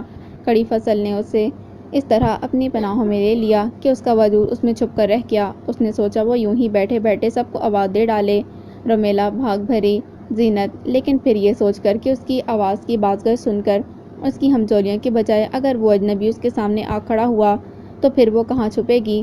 یہ خیال اسے خوفزدہ کر گیا تھا۔ یہ اس کا ڈر اور خوف ہی تھا کہ وہ کافی دیر تک وہیں بیٹھی رہی۔ یوں ہی بیٹھے بیٹھے اس نے سر اٹھا کر اوپر دیکھا۔ دن بھر کے تھکے ہارے پنچھی اپنے گھونسلوں کی طرف لوٹ رہے تھے۔ وہ گھبرا کر اٹھ کھڑی ہوئی۔ اس کی ہمجولیاں شاید اس کی طرف سے مایوس ہو کر اپنے اپنے گھروں کو لوٹ گئی تھیں، کیونکہ پنکھڑ کے پاس ان کی گھاگریں موجود نہ تھیں۔ وہ اپنے پنجوں پر اونچی ہو کر پنکھڑ کے آس پاس دیکھنے لگی۔ وہاں کوئی نہیں تھا۔ اس طرف سے اطمینان ہونے کے بعد وہ فصل کے درمیان سے نکل کر پگڈنڈی پر چلنے لگی۔ راستہ انجان تو نہیں تھا۔ ان راستوں پر وہ بارہا چلتی آئی تھی، کبھی ابا جی اور کبھی توصیف لالا کی انگلی تھام کر، کبھی سیف کا ہاتھ پکڑ کر۔ لیکن جانے کیوں اس وقت راہیں اجنبی لگ رہی تھیں کہ قدم رک رک کر اٹھ رہے تھے۔ چنچل ہوائیں قریب سے سرگوشیاں کرتی گزر رہی تھیں۔ میں قیس ہوں قیس، وہ گھبرا کر بھاگ کھڑی ہوئی۔ پگڈنڈی سے اتر کر وہ گھر کے سامنے والی کچی سڑک پر آئی تو دور اس کی ہمجولیاں جاتی نظر آئیں۔ اس نے اپنی رفتار تیز کر دی اور ان کے ساتھ جا ملی۔ اسے دیکھتے ہی شاداں چیخ پڑی، ارے بختاوری، تو کہاں چلی گئی تھی؟ میں نے کہا تھا نا، ہم سب کو ڈھونڈ ڈھونڈ کر تھک گئی۔ وہ روحانسی ہو رہی تھی۔ میں نے کہا تھا نا، تم سب کو ڈھونڈ ڈھونڈ کر تھک گئی۔ وہ روحانسی ہو رہی تھی۔ کہاں ڈھونڈنے نکل گئی تھی؟ تمہارے سامنے ہی تو ہم کھیت میں داخل ہوئے تھے، اور مجھے تو لگتا ہے بخت ہمیں ڈھونڈتے ڈھونڈتے اپنا آپ ہی کہیں کھو آئی ہے۔ رومیلا نے یہ بات محض شرارت میں اسے چھیڑنے کی غرض سے کہی تھی، لیکن وہ ڈر گئی۔ کیا مطلب؟ مطلب کو چھوڑو، جلدی گھر چلو، اتنی دیر ہو گئی ہے، زینت اسے دھکیلتی ہوئی بولی۔ تو سب تیز تیز قدم اٹھانے لگیں۔ جس وقت وہ گھر میں داخل ہوئیں، رات کے سیاہی نے سفیدی کا دامن تھام لیا تھا۔ ابا جی، توصیف لالا اور سیف آنگن میں ہی چارپائیوں پر بیٹھے تھے۔ اماں حسب معمول مصروف تھیں۔ رومیلا سب کو سلام کرتی ہوئی اماں کے پاس چلی گئی اور بختاور ابا جی کے پاس بیٹھتی ہوئی پوچھنے لگی، کیا مسئلہ ہے ابا جی؟ آپ سب خاموش کیوں ہیں؟ مسئلہ کیا ہونا ہے پتر؟ وہی تیرے لالا کی شادی کی پریشانی ہے۔ شادی کی پریشانی؟ نہیں ابا جی، شادی کی خوشی ہوتی ہے۔ ہاں خوشی تو ہوتی ہے دیے، پر… ابا جی خاموش ہو گئے۔ وقت میرا خیال ہے تم اماں کے پاس جاؤ، ہمیں بات کرنے دو۔ سیف شاید اس کے سامنے مسئلہ چھیڑنے کے حق میں نہیں تھا۔ کیوں سیف؟ میں بھی تو اس گھر کی فرد ہوں، مجھے بھی معلوم ہونا چاہیے کہ ابا جی کو کیا پریشانی ہے۔ وہ بحث پر اتر آئی۔ اچھا میری دی، ناراض نہ ہو تو یہیں بیٹھ، ہم تیرے سامنے ہی بات کریں گے۔ ابا جی نے اس کے کندھے پر ہاتھ رکھ کر اپنے ساتھ لگا لیا۔ ہاں تو ابا جی، وڈے چودھری جی کیا کہتے ہیں؟ سیف کے ہچکچانے کے باوجود توصیف لالا نے اصل موضوع شروع کر دیا تھا۔ وڈے چودھری جی کہتے ہیں وہ ہمیں 10,000 روپے قرض دیں گے، لیکن بدلے میں ہماری نہر کے پاس جو تھوڑی زمین ہے وہ اس کے پاس رہن رکھوانی پڑے گی، اور دوسری شرط ان کی یہ ہے کہ اگر 1 سال میں ہم نے قرضہ واپس نہ کیا تو وہ زمین… لیکن ابا جی، زمین کی قیمت 10,000 سے بہت زیادہ ہے۔ سیف درمیان میں بول پڑا۔ بات زمین کی نہیں ہے پتر، اصل بات یہ ہے کہ وہ زمین میرے وڈیروں کی نشانی ہے، اور میں اسے بیچنا نہیں چاہتا۔ اگر میں نے بیچنا ہی ہوتا تو میں قرض کیوں مانگتا، سیدھے سیدھے اسے پیسے لے لیتا۔ تو اس میں پریشانی کی کیا بات ہے ابا جی؟ 1 سال میں ہم قرض ادا کر کے زمین واپس لے لیں گے۔ بخت درمیان میں بول پڑی۔ بخت، میں نے کہا تھا نا، تم اماں کے پاس چلی جاؤ، تمہاری سمجھ میں یہ بات نہیں آئے گی۔ کیا میں غلط کہہ رہی ہوں؟ نہیں بابا، تو غلط نہیں کہہ رہی۔ سیف، تو کیوں بار بار اس کو ٹوکتا ہے؟ تو ابا جی پہلے اسے اٹھائیں یہاں سے، پھر بات کریں گے۔ سیف خفا ہونے لگا تو وہ منہ پھلاتی ہوئی ابا جی کے کہنے سے پہلے ہی اٹھ کر اماں اور رومیلا کے پاس چلی گئی۔ رات میں سب کاموں سے فارغ ہو کر جب وہ دونوں سونے کی غرض سے اپنے کمرے میں آئیں تو رومیلا اس کی منتظر تھی، کچھ کہنے کے لیے۔ بخت، ایک بات کہوں، برا تو نہیں مانو گی؟ نہیں، برا کیوں مانوں گی، تم کہو۔ شام میں تمہارے ابا جی اور بھائیوں کے درمیان جو باتیں ہو رہی تھیں وہ سب میں نے سن لی تھیں۔ پھر یہ کہ میرے لیے تو 10,000 کوئی معنی نہیں رکھتے، اگر میں ڈیڈی سے کہوں تو وہ 10,000 تو کیا… میں تمہاری بات سمجھ گئی ہوں رومیلا، پلیز اس سے آگے کچھ مت کہنا۔ ابا جی کسی صورت نہیں مانیں گے تو تم مناؤ انہیں، جو قرض وہ زمین رہن رکھ کر لیں گے وہ مجھ سے ایسے ہی لے لیں۔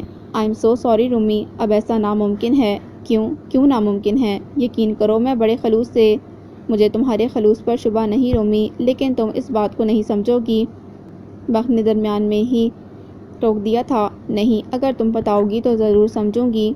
دیکھو نا، ابا جی چودھری صاحب سے قرض کی بات کر چکے ہیں، اب اگر ہم نے ان سے پیسے لیے بغیر توصیف لالا کی شادی کر دی تو وہ سمجھیں گے کہ ابا جی نے وہ رک گئی۔ کیا سمجھیں گے؟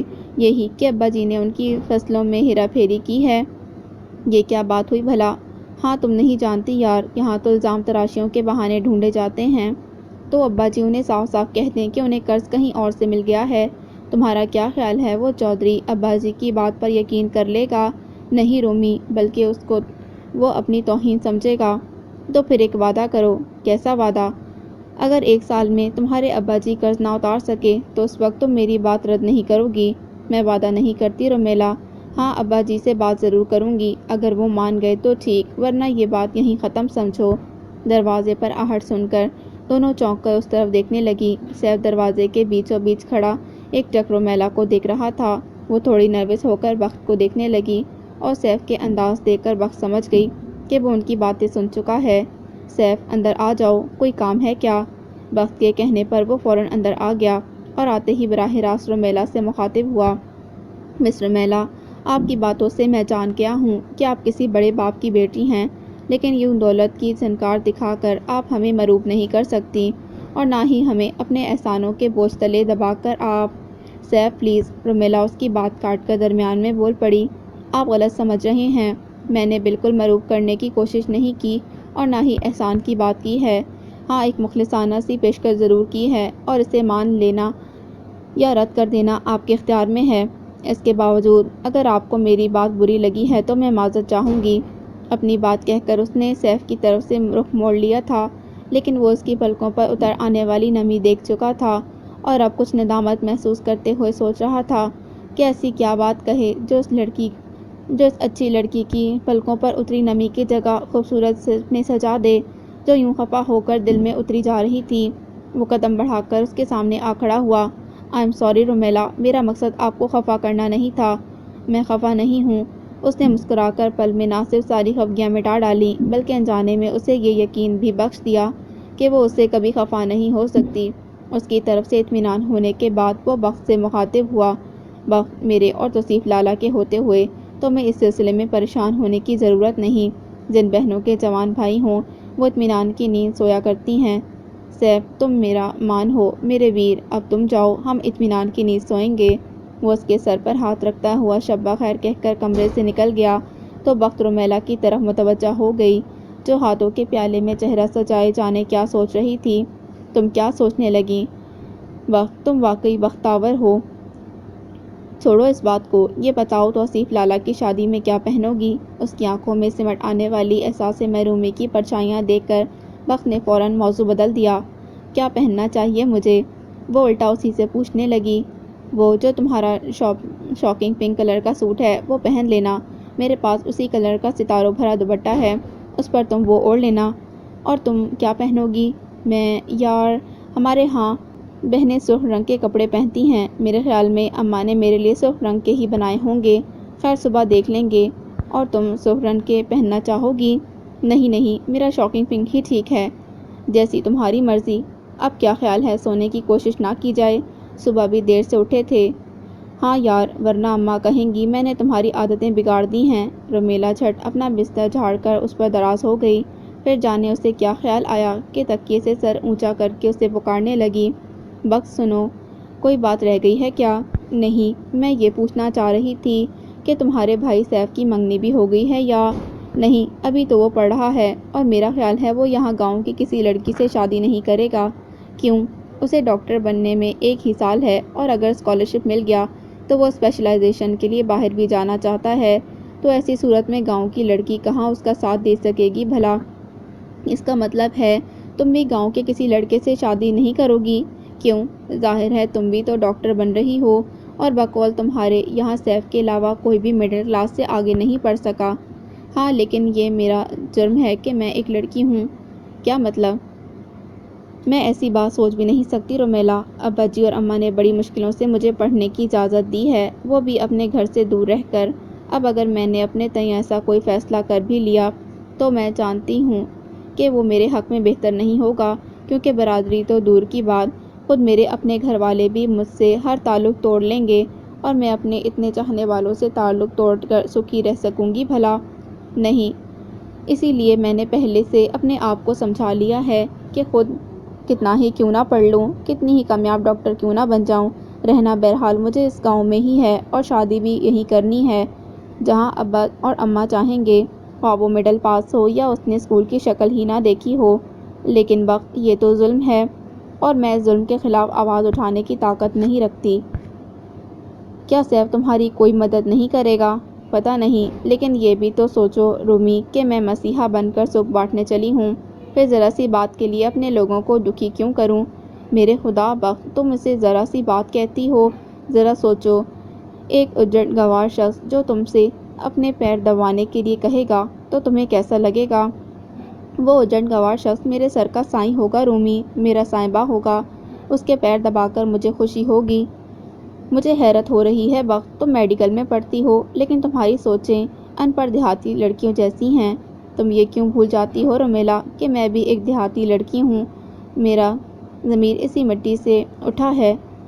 میرے پڑھنے کا یہ مطلب تو نہیں کہ میں اپنی سوچوں کے دھارے بھی موڑ لوں، اور یاد رکھو رومی، اگر میری سوچوں کے دھارے مڑ گئے تو میں اپنی آپا کو واپس لانے والی دوا کبھی نہیں بنا سکوں گی۔ تم کیا سمجھتی ہو کہ تمہاری آپا واپس آ جائیں گی؟ میری آپا نہیں، لیکن میری آپا جیسی اور بہت سی آپائیں ہیں اس گاؤں میں ان کو روکنے کا سامان تو کر سکتی ہوں۔ آپا کی جوان مرگی نے ہی میرے اندر یہ جذبہ پیدا کیا ہے، ورنہ میں بھی ایسی ہوتی جیسی اس گاؤں کی دوسری لڑکیاں ہیں۔ اور پھر تم ہی سوچو رومی، اگر میں محض اپنی ذات کی خاطر یہ جذبے قربان کر دوں، روز محشر آپا کو کیا منہ دکھاؤں گی؟ میں آپا کی ویران آنکھوں سے کیے گئے خاموش عہد فراموش نہیں کر سکتی۔ یہ عہد سیف نے بھی تو کیے ہوں گے۔ ہاں، لیکن سیف مرد ہے۔ یہ مرد اور عورت کی تفریق میری سمجھ میں نہیں آتی۔ سیدھی سی بات، تمہاری سمجھ میں کیوں نہیں آتی؟ سیف مرد ہے، جہاں بھی شادی کرے گا بیوی کو لے کر یہیں آئے گا، جبکہ لڑکیاں شادی کے بعد رخصت ہو جاتی ہیں۔ اس کی کیا گارنٹی ہے کہ سیف یہیں آئے گا؟ وہ میرا بھائی ہے، میں اسے اچھی طرح جانتی ہوں۔ چلو مان لیتی ہوں، لیکن اس کی وضاحت ضرور دو۔ اگر تمہارے سر کے سائیں نے تمہیں مسیحائی سے روک دیا تب کیا کرو گی؟ تب میں احتجاج کروں گی۔ تھینک گاڈ، کسی بات پر تو احتجاج کرو گی۔ میرا خیال ہے اس سے پہلے تم مزید کوئی سوال کرو۔ شب بخیر۔ اس کے ساتھ ہی بختاور نے چادر پاؤں سے سر تک کھینچ لی۔ اپنے تئیں وہ رومیلا کے سوالوں سے بچ گئی تھی، لیکن اس کی بند پلکوں کے پیچھے جانے کہاں سے اتنے ڈھیر سارے سوالیہ نشان جگمگانے لگے تھے، اور ان سوالیہ نشانوں کے بیچ ایک حیران سا چہرہ تھا جسے پہچاننے کی کوشش میں اس کی دھڑکنیں ایک ہی راگ لاپنے لگتیں۔ کیس، وہ حیران ہو گئی تھی۔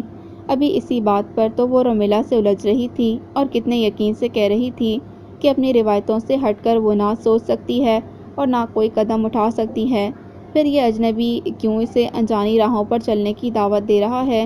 نہیں، میں اتنی کمزور نہیں ہوں کہ اپنے آدرش بھلا کر اس کی دعوت قبول کر لوں، اور نہ ہی میں اتنی باحوصلہ ہوں کہ اس کا ہاتھ تھام کر نہ صرف اپنے لیے بلکہ اپنے اتنے چاہنے والوں کے لیے رسوائیاں خرید سکوں۔ ہاں، مجھ میں ہمت ضرور ہے کہ میں انجانی راہوں پر چلنے سے اپنے آپ کو روک سکوں۔ میں اپنے قدموں کو ہر اس راستے پر چلنے سے روک دوں گی جس میں کٹھنائیاں ہوں گی۔ میں ابا جی کا مان کبھی نہیں توڑوں گی، اس نے اپنے آپ سے عہد کیا۔ میں تو توصیف لالا کا سر کبھی نہیں جھکنے دوں گی۔ میں نے سیف کا ہاتھ تھام کر جس راہ پر چلنے کا عہد کیا تھا اسے پورا کروں گی۔ میں اماں کی دعاؤں کی لاج رکھوں گی۔ میرے گاؤں کی آپاؤں نے جو امیدیں مجھ سے باندھ لی ہیں میں انہیں ٹوٹنے نہیں دوں گی، اور میں اپنی آپا کی ویران آنکھوں سے کیے گئے عہد نبھاؤں گی۔ وہ بڑی سختی سے اپنے آپ کو پابند کر رہی تھی۔ کچھ بندشیں اس کے اپنے ماحول کی بخشی ہوئی تھیں، باقی خود اس نے مقدر کر لیں۔ وہ آنکھیں بند کیے سینے پر رکھی کتاب کو انگلیوں سے ہلکے ہلکے بجاتے ہوئے پچھلے 1 گھنٹے سے مسلسل ایک ہی گانا گائے جا رہا تھا جس میں گوری اور اس کا گاگر کا ذکر تھا، اور اب تو گوری اور گاگر کی تکرار سنتے سنتے ملک فیصل کا جواب دے گیا تھا۔ جبھی وہ اس کے سینے پر رکھی کتاب کو جھپٹنے کے انداز میں اٹھاتا ہوا بولا، یار واقعی کسی گوری کی گھاگھر سے پانی پی کر آ رہے ہو یا کیا بتاؤں یار؟ وہ ایک طویل سانس لے کر اٹھ بیٹھا۔ صرف پانی ہی پی کر نہیں آیا، اس کی سیاہ آنکھوں میں اپنا آپ کھو کر آیا ہوں، اور اس وقت سے اپنی قسمت کو رو رہا ہوں کہ میں عمر بادشاہ کیوں نہ ہوا جو گاگر سمیت اسے اٹھا کر لے آتا۔ ہیں، یہ تم کس کی بات کر رہے ہو؟ فیصل اسے سنجیدہ دیکھ کر حیران رہ گیا۔ اسی کی جس کی گھاگھر سے پانی پی کر آ رہا ہوں۔ کب اور کہاں ہوا یہ حادثہ؟ گنے کے کھیت کے پاس جو پنگھٹ ہے وہیں۔ کون تھی؟ کیا نام تھا؟ ملک فیصل کی نگاہوں میں لمحہ بھر کو گاؤں کی بے شمار لڑکیاں گھوم گئیں۔ یہ جانتا تو آہنہ بھر رہا ہوتا۔ وہ تو پلک جھپکنے میں کھڑی فضل کے اندر یوں غائب ہو گئی کہ میں اس کے نشان ڈھونڈتا رہ گیا۔ پھر یقیناً کوئی چڑیل ہوگی جو اچانک غائب ہو گئی۔ یار چڑیلیں اتنی حسین ہوتی ہیں کیا؟ اور پھر چڑیل ہوتی تو مجھے گاگر سے پانی کیوں پلاتی؟ وہ تو الٹا میری گردن میں دانت گاڑ کر میرا خون پی جاتی۔ شکر کرو بچ گئے، ورنہ تمہاری نچڑی ہوئی لاش تمہارے ورثہ کے حوالے کرتے مجھے بہت دکھ ہوتا۔ فیصل مستقل اس کا مذاق اڑائے چلے جا رہا تھا۔ لعنت ہو تم پر، بجائے میری مدد کرنے کے میرا دل جلائے جا رہے ہو۔ قیس کو ایک دم غصہ آ گیا۔ تم ہی بتاؤ میں تمہاری کیا مدد کر سکتا ہوں؟ چودھری ہو اس گاؤں کے، تمہارے لیے اس لڑکی کی کھوج لگانا کون سی مشکل بات ہے؟ چودھری ہونے کا یہ مطلب تو نہیں قیس کہ میں اپنے ہی گاؤں کی لڑکیاں تاکتا پھروں۔ آخر میری بھی کوئی عزت ہے، اور پھر میرے فرشتوں کو بھی علم نہیں کہ تم کس لڑکی کو دیکھ کر مجنوں بنے جا رہے ہو۔ ملک فیصل کی ملامت آمیز لہجے پر قیس تھوڑا سا نادم ہو گیا، پھر ذرا توقف کے بعد بولا، میں تمہیں اس کا حلیہ بتاتا ہوں۔ اس سے کوئی فائدہ نہیں ہوگا، اسی لیے اس گاؤں میں جو میرا مقام ہے اس کے پیش نظر میں نے کبھی کسی لڑکی کو نظر بھر کر نہیں دیکھا۔ پھر تم ہی بتاؤ میں کیا کروں؟ وہ تو ایک پل میں ہی میرے دل پر کچھ ایسے گہرے نقوش چھوڑ گئی ہے کہ میں اس وقت سے ایک لمحے کو بھی اس کے خیال سے دامن نہیں بچا سکا۔ ملک فیصل کچھ دیر تک اس کی طرف دیکھتا رہا، پھر اٹھتے ہوئے کہنے لگا، ایسا کرنا، کل پھر پنگھٹ پر چلے جانا، پانی بھرنے آئے گی تو جی بھر کر دیکھ لینا۔ تم بھی میرے ساتھ چلو گے؟ میں کیوں جاؤں گا؟ اس لیے کہ میں اسے صرف دیکھنا ہی نہیں چاہتا بلکہ اس کے بارے میں جاننا بھی چاہتا ہوں، اور یہ کام تم کرو گے؟ قیس اگر تم اس وقت میرے گھر میں مہمان نہ ہوتے تو یقین کرو میں ساری مصلحتیں بالائے طاق رکھ کر تمہارا منہ توڑ دیتا۔ تم نے مجھے اتنا گرا ہوا سمجھا ہے کہ میں لڑکیوں کے اتے پتے معلوم کرتا پھروں؟ ضبط کرتے کرتے بھی ملک فیصل کی آواز قدرے اونچی ہو گئی۔ آئی ایم سوری فیصل، تم میری بات کا غلط مطلب سمجھ رہے ہو۔ میرے کہنے کا مطلب صرف یہ ہے کہ میں تمہیں وہ لڑکی دکھا دوں گا، تم مجھے اس کے بارے میں معلوم کر دینا کہ وہ کون ہے اور کہیں انگیج تو نہیں، اور یقین کرو میں کسی بری نیت سے نہیں کہہ رہا۔ ایک پل میں جس طرح وہ مجھے اپنا اسیر کر گئی ہے، اس کے بعد میری رہائی ناممکن ہو گئی ہے، اور سچ پوچھو تو اس کے سحر سے آزاد ہونا بھی نہیں چاہتا بلکہ عمر بھر کی اسیری اپنا مقدر کر دینا چاہتا ہوں۔ اگر اب بھی تمہیں میرے خلوص پر شبہ ہے تو میرے مہمان ہونے کا لحاظ مت کرو، بے شک میرا منہ توڑ دو۔ ملک فیصل نے دیکھا اس کے لہجے کی سچائیوں کا عکس اس کی آنکھوں میں بھی سمٹ آیا تھا۔ اسے اپنے رویے پر تھوڑا افسوس سا ہوا۔ سوری قیس، میں تمہیں غلط سمجھا تھا، I am so sorry. It's all right, Qais اس کی شرمندگی کم کرنے کو بولا، اور پھر ہلکے سے مسکرایا۔ سامنے لگی پینٹنگ پر نظریں جماتے ہوئے ہلکے ہلکے گنگنا کر یہ تاثر دینے لگا جیسے واقعی کوئی بات نہ ہوئی ہو، اور ملک فیصل دل ہی دل میں اس کی اعلیٰ ظرفی کا متعارف ہوتا اسے کہنے لگا، سنو کل میں تمہارے ساتھ چلوں گا۔ پھر لہجے کو ذرا شوخ بنا کر بولا، آخر کو تمہارا پرپوزل لے کر مجھے ہی تو جانا ہے۔ قیس لمحے بھر کو حیران ہو کر اس کی طرف دیکھتا رہا، پھر ماحول کو مزید خوشگوار بنانے کی غرض سے زور سے ہنس پڑا۔ اچھا یار تم اس کے حوالے سے خواب دیکھو، میں سونے جا رہا ہوں۔ ملک فیصل اسے شب بخیر کہہ کر کمرے سے نکل گیا تو وہ بھی سونے کی نیت سے مسحری پر آ گیا۔ تکیے پر سر رکھتے ہی اس کی نظریں سامنے دیوار پر لگی پینٹنگ پر ٹھہریں جس میں ایک ایلیگنٹ ناری بغل میں گاگر دبائے کچھ حیران سی کھڑی تھی۔ تصویر پر نظریں جمیں کہ تصویر میں سیاہ آنکھیں در آئیں جن میں کچھ حیرانی اور کچھ خوف کی پریشانیاں رقص تھیں، اور جو گھاگھر سے پانی پلا کر اسے پیاسا چھوڑ گئی تھی۔ وہ نیند سے بوجھل آنکھوں کو نیم وا کیے دھیرے دھیرے گنگنانے لگا۔ اس کی پلکیں ایک دوسرے سے ہم آغوش ہو کر پل پل میں اس کی خبر لے رہی تھیں۔ اگلے دن سرے شام ہی وہ دونوں پنگھٹ سے ذرا ہٹ کر کھڑے ہو گئے۔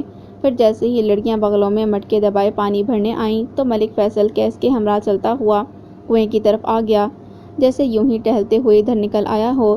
اسے دیکھتے ہی سب لڑکیاں اپنی جگہ پر رک گئیں اور جلدی جلدی اپنے دوپٹے ٹھیک کرتے ہوئے بولیں، سلام چھوٹے چودھری جی۔ سلام ملک جی۔ اور ملک فیصل ایک جانب نیازی کے ساتھ سر کے اشارے سے جواب دیتا ہوا ان کے قریب سے گزر گیا۔ تھوڑا آگے جا کر وہ قیس سے پوچھنے لگا، کون سی تھی ان میں سے؟ تو وہ نہیں تھی؟ وہ مایوسی سے سر کو نفی میں ہلاتے ہوئے بولا۔ پھر کل بھی وہ ان کے ساتھ نہیں تھی، میں نے اسے تنہا وہاں کھڑے دیکھا تھا، لیکن یہاں اکیلی تو کوئی لڑکی کبھی نہیں آئی، سب ایک ساتھ ہی آتی ہیں۔ میں نے خود اسے دیکھا ہے، اس کے ساتھ کوئی نہیں تھا، پھر یقیناً وہ کوئی چڑیل ہوگی جو ایک حسینہ کا روپ ڈھال کر تمہارے سامنے آ گئی۔ ملک فیصل نے اسے اتنے یقین سے کہا کہ وہ چڑ گیا۔ تمہارا سامنا کیوں نہ ہو گیا کسی چڑیل سے؟ یہاں کی چڑیلیں میری حیثیت پہچانتی ہیں، جبھی میرے سامنے آنے سے گھبراتی ہیں۔ ہاں، اب چڑیلیں بھی ایٹیکیٹ جاننے لگی ہیں، وہ جل کر بولا تو ملک فیصل بے ساختہ ہنس پڑا۔ چھوڑو یار، میں مذاق کر رہا تھا، ہو سکتا ہے آج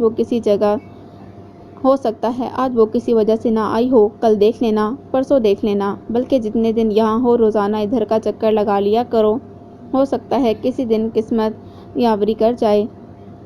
ہاں، اب یہ کام مجھے خود ہی کرنا پڑے گا، تم شاید برا مان گئے، نہیں تو پھر اطمینان ہی نہیں، یقین بھی رکھنا کہ جب ضرورت پڑی میں پورے خلوص سے تمہاری مدد کروں گا۔ شکریہ۔ دونوں مختلف راستوں سے ہوتے ہوئے واپس حویلی آ گئے۔ کیس اس وقت کو کوس رہا تھا جب وہ کندھے پر کیمرہ لٹکائے اچھے مناظر کی تلاش میں نکلا کہ کنویں کے پاس حیران کھڑی بختاور کو دیکھ کر اس نے سوچا اس سے اچھا منظر اس کے پورے گاؤں میں تو کیا پوری دھرتی پر نہیں ہوگا، اور اس وقت سے اب تک پوری 8 دن ہو گئے تھے اسے اس منظر کو تلاش کرتے ہوئے۔ منظر تو وہی تھا، لیکن اس میں کھڑی حیران لڑکی کہیں نظر نہیں آ رہی تھی، اور وہ اسے ڈھونڈتے ڈھونڈتے پاگل ہوا جا رہا تھا۔ اور ادھر ملک فیصل کے امریکہ جانے کے دن قریب آ رہے تھے، اور ظاہر ہے فیصل کے جانے کے بعد وہ بھی یہاں نہیں رک سکتا تھا، اسے بہرحال اپنے گھر جانا تھا، اور وہ چاہتا تھا جانے سے پہلے ایک بار ہی وہ کہیں اسے مل جائے، لیکن وہ جانے کہاں چھپ گئی تھی کہ پھر نظر ہی نہیں آئی۔ جانے سے ایک دن پہلے وہ دن بھر گاؤں کی خاک چھانتا رہا تھا، حتیٰ کہ پوری شام نے کنویں کی منڈیر پر بیٹھے بیٹھے گزار دی۔ لڑکیاں پانی بھر کر چلی بھی گئیں اور وہ اس کی راہ دیکھتا رہا، یہاں تک کہ تاریکی بھی پھیل کر راستوں کو بے نشان کرنے لگی۔ تب وہ انتہائی مایوسی کے عالم میں حویلی چلا آیا۔ اس کے افسردہ چہرے پر نظر پڑتے ہی فیصل جان گیا کہ وہ آج بھی ناکام لوٹا ہے۔ وہ محض اس کی افسردگی کم کرنے کی غرض سے بولا، کیس یار، اس گاؤں میں اس کے علاوہ اور بھی بہت کچھ تھا دیکھنے کے لیے۔ اچھا، وہ جوں توں سمیت مسہری پر دراز ہو گیا اور ایک ٹک چھت کو دیکھتے ہوئے جانے کیا سوچنے لگا۔ ملک فیصل کچھ دیر کھڑا اسے دیکھتا رہا، پھر اس کے پاس بیٹھتا ہوا کہنے لگا، قیس، مجھے افسوس ہے کہ تم میرے گاؤں سے کچھ اچھی یادیں لے کر نہیں جا رہے۔ میں تمہارے گاؤں میں زندگی ہارے جا رہا ہوں یار۔ ذرا توقف کے بعد پھر وہ بولا، ویسے مجھے حیرت ہے آخر وہ کہاں چلی گئی، کہیں کسی موڑ پر تو نظر آتی، بلکہ اب تو میں بھی سوچنے پر مجبور ہو گیا ہوں کہ وہ اس دنیا کی باسی تھی بھی یا نہیں۔ یہی بات اگر تم پہلے دن مان لیتے تو یوں مارے مارے تو نہ پھرتے۔ ملک فیصل کو موقع مل گیا تھا، شاید میری قسمت میں ہی یہ خواری لکھی تھی جو میں اتنی اچھی جگہ آ کر بھی انجوائے نہ کر سکا نا۔ میں کیا کہہ سکتا ہوں بھلا؟ فیصل شرارت سے ہنس پڑا۔ اچھا یہ بتاؤ، صبح کتنے بجے روانگی ہے؟ وہ اٹھ کر جوتے موزے اتار کر پوچھنے لگا۔ ٹھیک 6 بجے نکلیں گے۔ اتنی جلدی؟ جناب 7:30 بجے میری کراچی کی فلائٹ ہے، 6 بجے نکلیں گے، 7 بجے تک ملتان پہنچ جائیں گے۔ یہ بتاؤ، تمہیں سیاف پورا گاؤں تو تمہارے ساتھ کرنے نہیں جا رہا، ہار پھول لے کر؟ نہیں یار، صرف بابا جان اور ان کے 2-4 خاص آدمی ہوں گے۔ چلو شکر ہے، اور اب میں سونے جا رہا ہوں، اپنے ملازم سے کہہ دینا صبح 5 بجے مجھے اٹھا دے۔ کیوں، کھانا نہیں کھاؤ گے؟ نہیں، اس وقت نہ بھوک ہے اور نہ خواہش، اور پلیز مجبور مت کرنا۔ اوکے، شب بخیر۔ اس کے ساتھ ہی فیصل اس کے کمرے سے نکل گیا۔ صبح جس وقت وہ ملتان سے روانہ ہوئے پوری طرح سفیدی نمودار نہیں ہوئی تھی، راستے تاریک ہونے کے باوجود کیس یوں دیکھ رہا تھا جیسے اچانک کہیں سے وہ حیران لڑکی اس کے سامنے آ کھڑی ہو۔ جب تک ان کی گاڑی گاؤں کی حدود سے باہر نہیں نکل آئی وہ ہر موڑ پر چونکنا رہتا۔ ملک فیصل اس کی کیفیت سمجھ رہا تھا، لیکن اس نے اسے ٹوکنا مناسب نہیں سمجھا۔ حقیقتاً اسے اس وقت افسوس ہو رہا تھا کہ اس کا دوست یوں نامراد اس کے گاؤں سے لوٹ رہا ہے۔ پھر وہ اس لڑکی کے بارے میں سوچنے لگا کہ آخر کون تھی جو ایک جھلک دکھا کر غائب ہو گئی اور پھر اتنا ڈھونڈنے پر بھی نہیں ملی۔ بہت سوچنے پر اس کی سمجھ میں کچھ نہ آیا تو سر جھٹک کر کیس کی طرف متوجہ ہو گیا۔ کیس، خط تو لکھا کرو گے نا؟ نہیں، صرف جواب لکھوں گا۔ کیا مطلب؟ یعنی تمہارا خط آئے گا تو جواب لکھوں گا ورنہ نہیں۔ کیوں؟ اس لیے کہ میں خط لکھنے کا بہت چور ہوں، اور جواب لکھنے کا؟ جواب لکھنے میں میرا جواب نہیں، ویسے تمہارا واقعی جواب نہیں۔ فیصل نے ہنستے ہوئے اس کے کندھے پر ہاتھ رکھ کر تھا۔ وہ بھی ہنس دیا اور پھر فیصل کے روانہ ہوتے ہی وہ چودھری ملک جمشید علی سے اجازت لے کر اپنے گھر چلا آیا اور اب وہاں رکنے کا کوئی جواز نہ تھا۔ بخت، اگر مجھے پتا ہوتا تو مجھے اتنا بور کرو گی تو میں تمہارے ساتھ کبھی نہ آتی۔ کیوں، کیا ہوا؟ یوں گھر میں بند ہو کر بیٹھ گئی ہو جیسے توصیف لالا کی نہیں تمہاری شادی ہو رہی ہے؟ رومیلا چڑھ کر بولی۔ یار کہاں چلیں؟ کتنا مزہ آیا تھا اس دن جب لڑکیوں کے ساتھ پنگھٹ پر گئے تھے اور مجھے جو اکیلا چھوڑ دیا تھا تم لوگوں نے، وہ یاد نہیں؟ بس میں اسی لیے نہیں جاتی۔ بخت نے ادھر تراشا۔ اندر کہیں یہ خوف انگڑائیاں لیتا رہا کہ سر راہے کہیں اس سے سامنا نہ ہو جائے تو وہ اپنے آپ سے کیے گئے عہد سے فراموش نہ کر بیٹھے۔ کمال ہے، اتنی سی بات پر تم گھر میں بیٹھ گئی ہو اور ساتھ میں مجھے بھی بور کر رہی ہو۔ بخت چپ چاپ اس کی طرف دیکھتی ہوئی سوچنے لگی، اب میں اسے کیسے بتاؤں کہ یہ اتنی سی بات نہیں ہے؟ کیا سوچنے لگی؟ رومیلا نے اس کا کندھا جھنجھوڑ کر پوچھا۔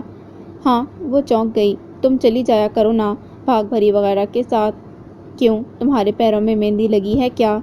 میرا دل جلاؤ مت، میں تمہارے بغیر کہیں نہیں جاؤں گی۔ اس کے اس طرح کرنے پر وہ مسکرا دی تھی۔ اچھا بابا چلوں گی، خفا کیوں ہوتی ہو؟ پھر ذرا توقف کے بعد کہنے لگی، صاف صاف کیوں نہیں کہتی کہ رانجھے کی تلاش میں ماری ماری پھرنا چاہتی ہو؟ اس بات پر رومیلا کی نظریں برآمدے میں اماں کے پاس بیٹھے سیف کے آس پاس بھٹکنے لگیں تو وہ بخت کا ہاتھ تھام کر کہنے لگی، رانجھے کو کیا تلاش کرنا یار؟ کیوں، کیا تم نے اپنا ارادہ ملتوی کر دیا ہے؟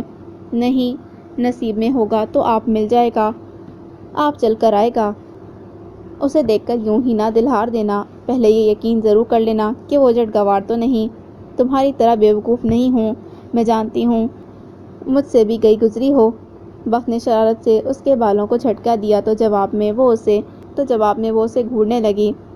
بخت آور دیے، ذرا میرا ہاتھ منہ تو دھلا دینا۔ ابا جی اندر آتے ہوئے بولے۔ جی ابا جی۔ وہ فوراً اٹھ کھڑی ہوئی اور جلدی سے لوٹے میں پانی بھر کر ان کے پاس آئی۔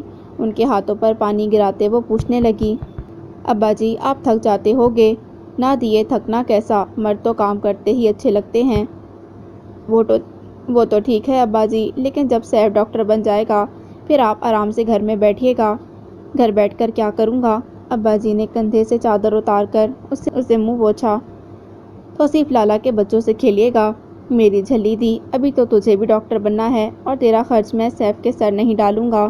کیوں ابا جی؟ تو باتیں بہت کرنے لگی ہے، دیکھ تیرا لالا بھی آتا ہی ہوگا، جلدی سے کھانا نکال دے۔ ابا جی اس کا سر ہلاتے ہوئے اندر کی طرف چلے گئے تو وہ رومیلا کو اشارہ کرتی باورچی خانے میں آ گئی۔ رومیلا بھی اٹھ کر اس کے پاس آئی۔ رومیلا، لگتا ہے تم کچھ زیادہ ہی بور ہو گئی ہو۔ اسے خاموش دیکھ کر وہ کہنے لگی، نہیں، اصل میں شہر کی نسبت یہاں سناٹا بھی تو ہے نا، ٹریفک کا شور، نہ بھاگتے دوڑتے لوگ، افراتفری، شاید تم خاموشی سے اکتا گئی ہو۔ نہیں، میرا خیال ہے مجھے یہ پرسکون ماحول زیادہ اچھا لگ رہا ہے۔ اچھا، ویسے ایک دو دن میں یہاں بھی ہنگامہ شروع ہونے والا ہے۔ کیسا ہنگامہ؟ توصیف لالا کی شادی کا۔ کل اماں اور ابا تاریخ رکھ کر آئیں گے نا، پھر ہم ڈھولک پر زور آزمائی شروع کر دیں گے۔ سچ؟ رومیلا خوش ہو گئی۔ بالکل سچ، ٹھہرو میں ابا جی کو کھانا دے آؤں، پھر بھاگ بھری کے گھر چلتے ہیں، اس سے کچھ گانے وانے سیکھ لیں گے۔ تخت پوش پر دسترخوان بچھا کر اس نے ابا جی اور توصیف لالا کے لیے کھانا رکھ دیا اور اماں سے اجازت لے کر وہ رومیلا کے ساتھ باہر نکل آئی۔ اس دن کے بعد سے جس روز وہ اجنبی مسافر اچانک اس کے سامنے آ کھڑا ہوا تھا، وہ آج گھر سے نکلی تھی۔ اس وقت وہ بظاہر تو بڑے اطمینان سے چل رہی تھی، لیکن اندر ہی اندر خوفزدہ تھی کہ کہیں کسی موڑ پر وہ پھر سے اس کے سامنے نہ آ کھڑا ہو۔ ہر موڑ پر وہ چونک جاتی اور اس کے ہاتھ کی گرفت رومیلا کے ہاتھ پر سخت ہو جاتی تو وہ شکر ہوا کہ رومیلا اپنی باتوں میں مگن تھی، ورنہ فوراً تاڑ جاتی۔ بھاگ بھری کے گھر میں داخل ہوتے ہی اس نے اطمینان کی سانس لی اور چہرے سے چادر ہٹا دی۔ بھاگ بھری ان دونوں کو اپنے گھر دیکھ کر بے حد خوش ہوئی اور جلدی سے کھیس لا کر چارپائی پر بچھانے لگی۔ ارے ارے بھاگ بھری، یہ کیا کر رہی ہو؟ ہم ایسے ہی بیٹھ جائیں گے۔ بخت کے ٹوکنے کے باوجود اس نے جلدی سے کھیس بچھا دیا۔ بیٹھو، میں تمہارے لیے لسی لے کر آتی ہوں۔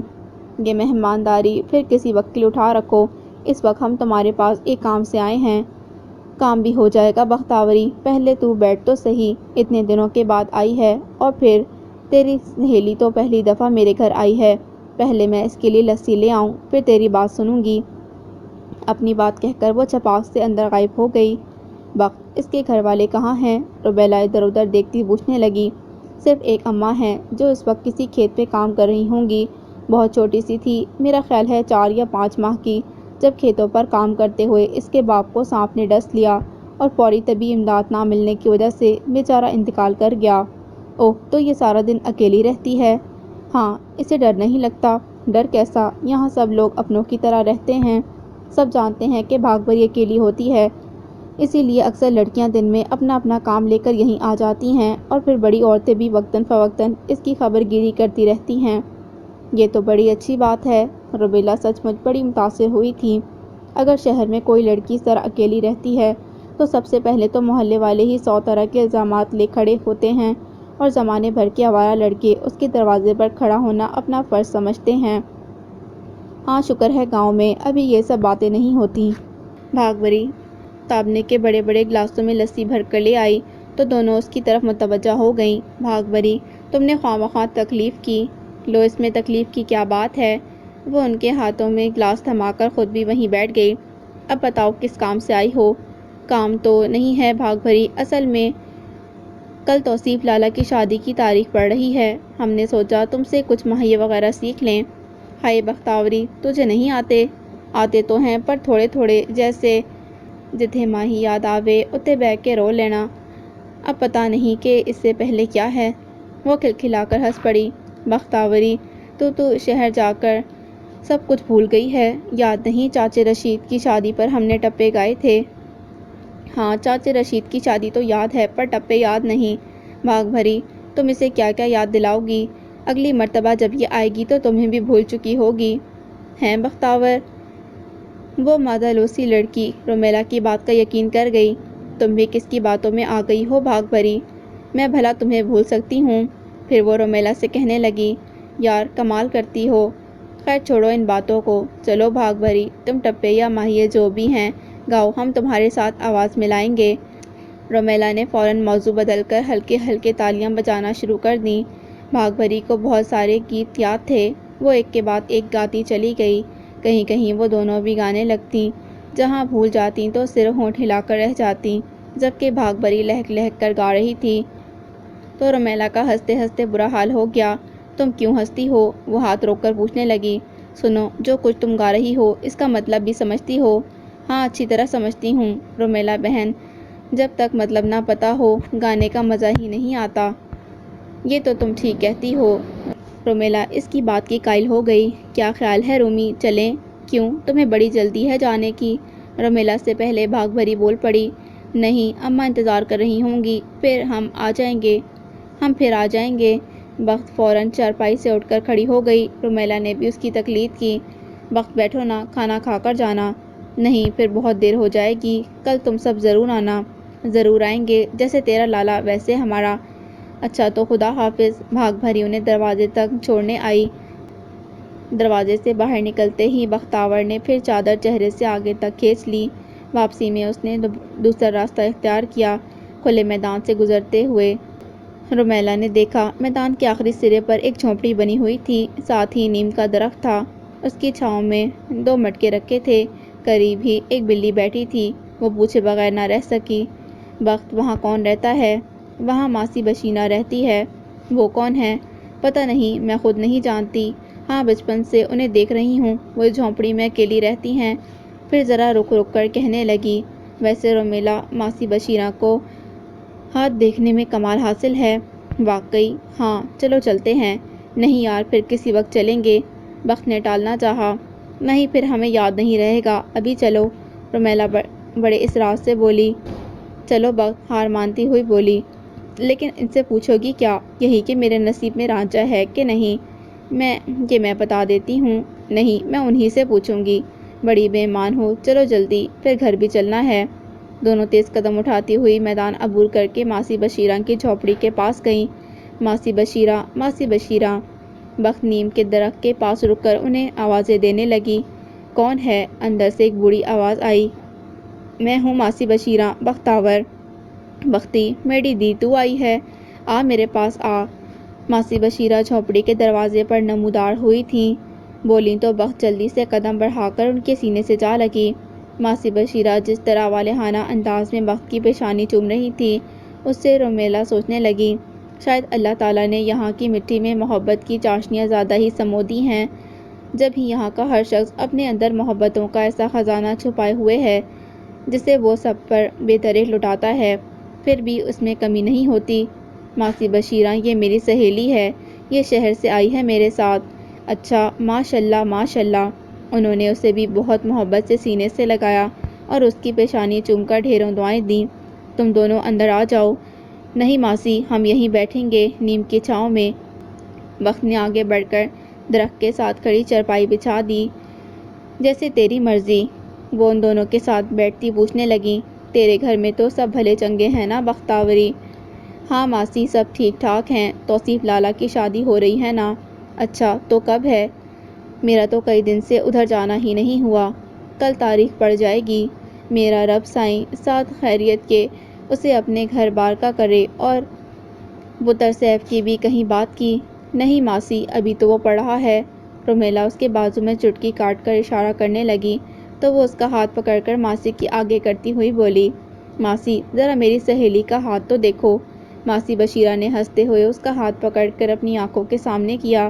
کچھ دیر تک وہ غور سے اس کا ہاتھ دیکھتی رہی، پھر اس کے چہرے پر نظریں جما کر کہنے لگیں، بتر، زندگی میں دکھ سکھ آتے ہی رہتے ہیں، کوئی انسان ہمیشہ دکھی نہیں رہتا، اسی طرح کوئی کبھی دکھی نہیں رہتا، ہر تکلیف کے بعد خوشی ضرور ملتی ہے۔ رب سائیں سے اچھی امید رکھنا، وہ ضرور تیرے لیے بہتر کرے گا۔ وہ چپ چاپ ان کی طرف دیکھتی رہی۔ اور پتر، خوشیوں کی کھوج میں بھاگنا چھوڑ دے، یہ آپ تیرے در پر دستک دیں گی۔ کب ماسی؟ بخت پوچھنے لگی۔ بہت جلدی، رومیلا نے اپنی مٹھی سختی سے بند کی۔ بختاور، تو بھی ہاتھ دکھا دے۔ نہیں ماسی، کیوں نہیں؟ چلو دکھاؤ۔ رومیلا نے اس کا ہاتھ پکڑ کر ان کے سامنے کیا۔ ماسی بشیرہ بڑے انہماک سے اس کا ہاتھ دیکھنے لگیں، پھر اپنی پیشانی پر ہاتھ مار کر بولی، ہائے ری بختاوری، کیسا نصیب لے کر پیدا ہوئی ہے تو؟ کیوں، کیا ہوا ماسی؟ وہ ایک دم پریشان ہوئی۔ چل، رب سچا بھلا کرے گا، پریشان نہ ہو، ماسی نے اس کی مٹھی بند کرتے ہوئے تسلی دی۔ نہیں ماسی بشیرہ، بتاؤ کیا بات ہے؟ وہ جاننے کو بے قرار تھی۔ کوئی بات نہیں ہے دیے، بس سب ٹھیک ہے، سب خیر ہے۔ چلو اب تم دونوں جاؤ، اکیلی لڑکیاں ہو، اندھیرا بڑھنے سے پہلے گھر پہنچ جاؤ۔ اپنی بات کہہ کر ماسی بشیرہ اٹھ کھڑی ہوئی تو مجبوراً ان کو بھی اٹھنا ہی پڑا۔ توصیف لالا کی شادی میں بہت زیادہ دھوم دھڑکا نہ تھا، پھر بھی بختاور اور رومیلا نے بہت انجوائے کیا۔ گاؤں کی بہت ساری لڑکیوں کے ساتھ مل کر دونوں نے ماہیے گائے اور ملتانی جھومر ڈالی۔ یہ شادی جہاں سب کے لیے یادگار رہی، وہاں رومیلا اور سیف کو ایک دوسرے کے قریب لانے کا سبب بھی بنی۔ اتنی خاموشی سے دونوں نے عہد و پیمان باندھے کہ کسی کو خبر تک نہ ہوئی، حتیٰ کہ بختاور تک رومیلا کے ہونٹوں پر سجی شرمیلی مسکان دیکھ کر نہ جان سکی کہ اس کی زندگی میں کوئی موڑ آ چکا ہے۔ وہ تو اتفاقاً توصیف لالا کے ولیمے کے روز گھر کے پچھواڑے بنے چھوٹے سے آنگن میں وہ کسی کام سے گئی تو وہاں ان دونوں کو کھڑے دیکھ کر پہلے تو وہ ٹھٹکی، پھر ہنستی ہوئی ان کے سامنے جا کھڑی ہوئی۔ یہاں کیا راز و نیاز ہو رہے ہیں؟ اسے اچانک اپنے سامنے دیکھ کر دونوں سخت شرمندہ ہوئے اور کوئی ایسا بہانہ ڈھونڈنے لگے جس سے اسے مطمئن کیا جا سکے، لیکن فوری طور پر انہیں کوئی بات سمجھ نہ آئی تو سیف الٹا چور کوتوال کو ڈانٹے کہ مذاق اس پر بگڑنے لگا۔ تم یہاں کیا کرنے آئی ہو؟ تم دونوں کی شریک راز بننے۔ وہ اس کے بگڑنے کا نوٹس لیے بغیر اطمینان سے بولی، کیا مطلب؟ انجان بننے کی ضرورت نہیں ہے، تم اچھی طرح جانتے ہو میری مدد کے بغیر اس تک نہیں پہنچ سکو گے، اور اب میں جا رہی ہوں۔ جب تک میرے سامنے ناک نہیں رگڑو گے میں تمہاری مدد کرنے کا کوئی وعدہ نہیں کروں گی۔ وہ خفا ہو کر جانے لگی تو سیف نے بڑھ کر اس کی کلائی پکڑ لی، میری پیاری، بلکہ بہت ہی پیاری بہن، نہ نہ مجھے جانے دو۔ وہ اکڑ گئی، کیا سچ مچ ناراض ہو گئی ہو؟ سچ مچ تم سے ناراض ہو سکتی ہوں بھلا؟ وہ ہنس پڑی۔ رومیلا دلچسپی سے دونوں کی نوک جھونک دیکھ رہی تھی کہ بخت سیف سے بات کرتے کرتے اچانک اس کی طرف گھوم کر بولی، بڑی بے ایمان ہو، تم سے تو میں نبٹ لوں گی۔ میں نے کیا کیا ہے؟ وہ بڑی معصومیت سے بولی، گویا کچھ کیا ہی نہیں، میرے سیدھے سادے ویر کو سب کو اپنا ویر سیدھا لگتا ہے۔ اور اس کی بات کاٹ کر جلدی سے بولی، بس بس تم دونوں ابھی سے مت لڑنا شروع کر دو۔ سیف نے ہاتھ اٹھا کر دونوں کو بولنے سے روک دیا تو دونوں بے ساختہ ہنس پڑیں۔ ہم لڑ تو نہیں رہے؟ پھر یہ کیا ہو رہا ہے؟ میں تو اپنے بھرجائی سے مذاق کر رہی تھی۔ بخت شرارت سے رومیلا کی طرف دیکھتی ہوئی بولی تو وہ چیخ پڑی، کیا کیا؟ ٹھیک تو کہہ رہی ہے۔ سیف بھی تھوڑا شوق ہو گیا۔ تم دونوں بہت خراب ہو، میں بات نہیں کروں گی۔ اس کی گلابی رنگت میں کھلتی حیا کی سرخی اسے مزید حسین بنا رہی تھی۔ اس پر سیف کی والہانہ نظریں، وہ زیادہ دیر وہاں کھڑی نہ رہ سکی اور بخت کو دھکیلتے ہوئے اندر بھاگ گئی۔ کچھ دیر تک دونوں بہن بھائی خاموش کھڑے رہے، شاید دونوں ہی ایک دوسرے کے بولنے کے منتظر تھے۔ جب خاموشی طویل ہونے لگی تب بخت نے بولنے میں پہل کی، سیف تم رومیلا سے مذاق تو نہیں کر رہے؟ کیسا مذاق؟ وہ حیران ہو کر پوچھنے لگا۔ بھائی وہ میری بہت اچھی دوست ہے، اگر تم سچ مچ اس کے لیے سنجیدہ ہو تو مجھے بتا دو، میں اماں سے بات کروں گی۔ دوسری صورت میں تمہیں اس کے جذبوں سے کھیلنے کی اجازت نہیں دوں گی۔ بخت تو نے اپنے ویر کو اتنا گرا ہوا سمجھا ہے کہ وہ گھر آئی مہمان کے ساتھ محض دل لگی کرے گا؟ تم شاید برا مان گئے۔ اصل میں بات یہ ہے سیف کہ رومیلا اپنوں کے ہوتے ہوئے بھی اکیلی ہے۔ پہلے وہ صرف میری دوست تھی، لیکن جب سے مجھے اس کے حالات معلوم ہوئے ہیں وہ مجھے بے حد عزیز ہو گئی ہے، اور میں اس کے ساتھ کسی قسم کی ناانصافی برداشت نہیں کروں گی۔ تم نے اگر اسے سائیں باں دینے کا وعدہ کیا ہے تو پورا کرنا، بیچ مجھدھار میں چھوڑو گے تو اس کے ساتھ ساتھ مجھے بھی کھو دو گے۔ بے وقوف، سیف جو عہد کرتا ہے اسے پورا کرتا ہے، یہ بات تم بھی سمجھ لو اور اپنی سہیلی کو بھی سمجھا دینا۔ وہ اس کے سر پر ہاتھ رکھتا ہوا ایک عزم سے بولا، اسے تو میں بعد میں سمجھاؤں گی، پہلے اماں سے کہتی ہوں چھوٹے کی بھی فکر کریں۔ اے پگلی، ابھی اماں سے کچھ نہ کہنا۔ کیوں؟ ایک ہی تو سال ہے مجھے ڈاکٹر بننے میں، بن جاؤں پھر بات کرنا۔ اگر اس دوران اماں نے کہیں اور آپ کی بات کر لی تب؟ نہیں اماں ایسا نہیں کریں گی، میں ان سے پہلے ہی کہہ چکا ہوں کہ مجھ سے مشورہ کیے بغیر وہ میرے بارے میں کوئی فیصلہ نہ کریں۔ ویسے تم اپنی طرف سے اماں سے بات کر لینا۔ کیا مطلب؟ بھئی کہہ دینا کہ تم اپنی سہیلی کو میرے لیے پسند کر چکی ہو۔ واہ بڑے استاد ہو تم، تعریف بعد میں کرنا، یہ بتاؤ کہہ دو گی نا؟ کہہ دوں گی، تم بھی کیا یاد کرو گے؟ وہ احسان جتاتی ہوئی بولی۔ چلو اب اندر جاؤ، ایسا نہ ہو اماں ڈھونڈ ڈھونڈ کر پریشان ہو جائیں۔ تم نہیں چلو گے؟ میں بھی آ رہا ہوں، تم چلو، اس نے کہا تو بخت اندر آ گئی۔ رومیلا دلہن بنی زینت کے پاس بیٹھی اس کے حنائی ہاتھوں کو اپنے ہاتھوں میں لیے کہہ رہی تھی کہ بخت کے آنے پر وہ اس کی طرف متوجہ ہو گئی۔ بخت بھابھی زینت کے ہاتھ کتنے خوبصورت ہیں، اگر ان پر مہندی کے ڈیزائن بنائے جاتے تو اور خوبصورت لگتے۔ ڈیزائن بنانے کے لیے عمر پڑی ہے رومیلا، لیکن یہ مہندی صرف ایک بار لگتی ہے، اب اسے اترنے میں بھی وقت لگے گا۔ جب تک بھرجائی زینت کے ہاتھوں پر مہندی کا رنگ رہے گا تب تک ان کے وجود سے ہی نہیں پورے گھر سے حنا کی مہک آتی رہے گی۔ ہاں یہ تو ہے، رومیلا اس کی بات کی قائل ہو گئی، تمہیں بھی ہم ایسے ہی مہندی لگائیں گے، یہ مت سمجھنا کہ بخت، رومیلا نے اس کے منہ پر ہاتھ رکھ دیا۔ اسی وقت سیف اندر آ گیا۔ اس کے ساتھ نواز کو دیکھ کر بخت سر پر دوپٹہ جماتی اٹھ کھڑی ہوئی۔ السلام علیکم بھائی نواز، کیسی ہے تو بختاور؟ اللہ کا شکر ہے، آپ بیٹھیے، بس میں ذرا بھرجائی کو دیکھنے آیا تھا۔ ہاں ضرور دیکھیے، بخت نے زینت کے چہرے سے آنچل کھسکا دیا اور اسے بتانے لگی، بھرجائی زینت یہ خالہ طاہرہ کے بیٹے ہیں نواز۔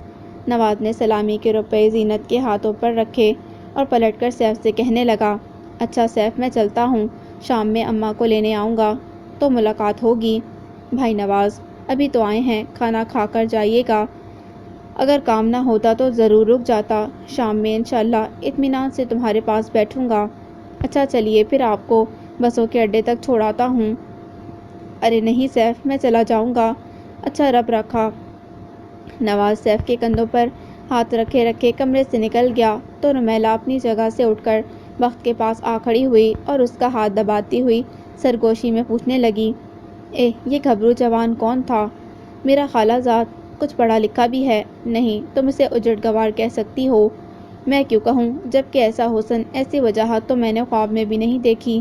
بتاؤں سیف کو؟ بخت کی دھمکی دینے پر وہ بے ساختہ ہنس پڑی۔ یار اچھی چیز کی تعریف نہ کرنا جاتی ہے، اور سچ کہوں بختاور، ایسے اجڑ گواروں کے پیر دباؤ گی تو مجھے افسوس نہیں ہوگا، لعنت ہو تم پر۔ بخت اس کی کمر پر زور سے ہاتھ مارتی ہوئی کمرے سے نکل گئی۔ پھر ابھی وہ دونوں ٹھیک طرح سے شادی کی تھکن اتار بھی نہ سکی تھیں کہ ان کا رزلٹ آ گیا۔ اور وہ جی بھر کر آرام کرنے کی حسرت دل میں لیے واپس آ گئیں۔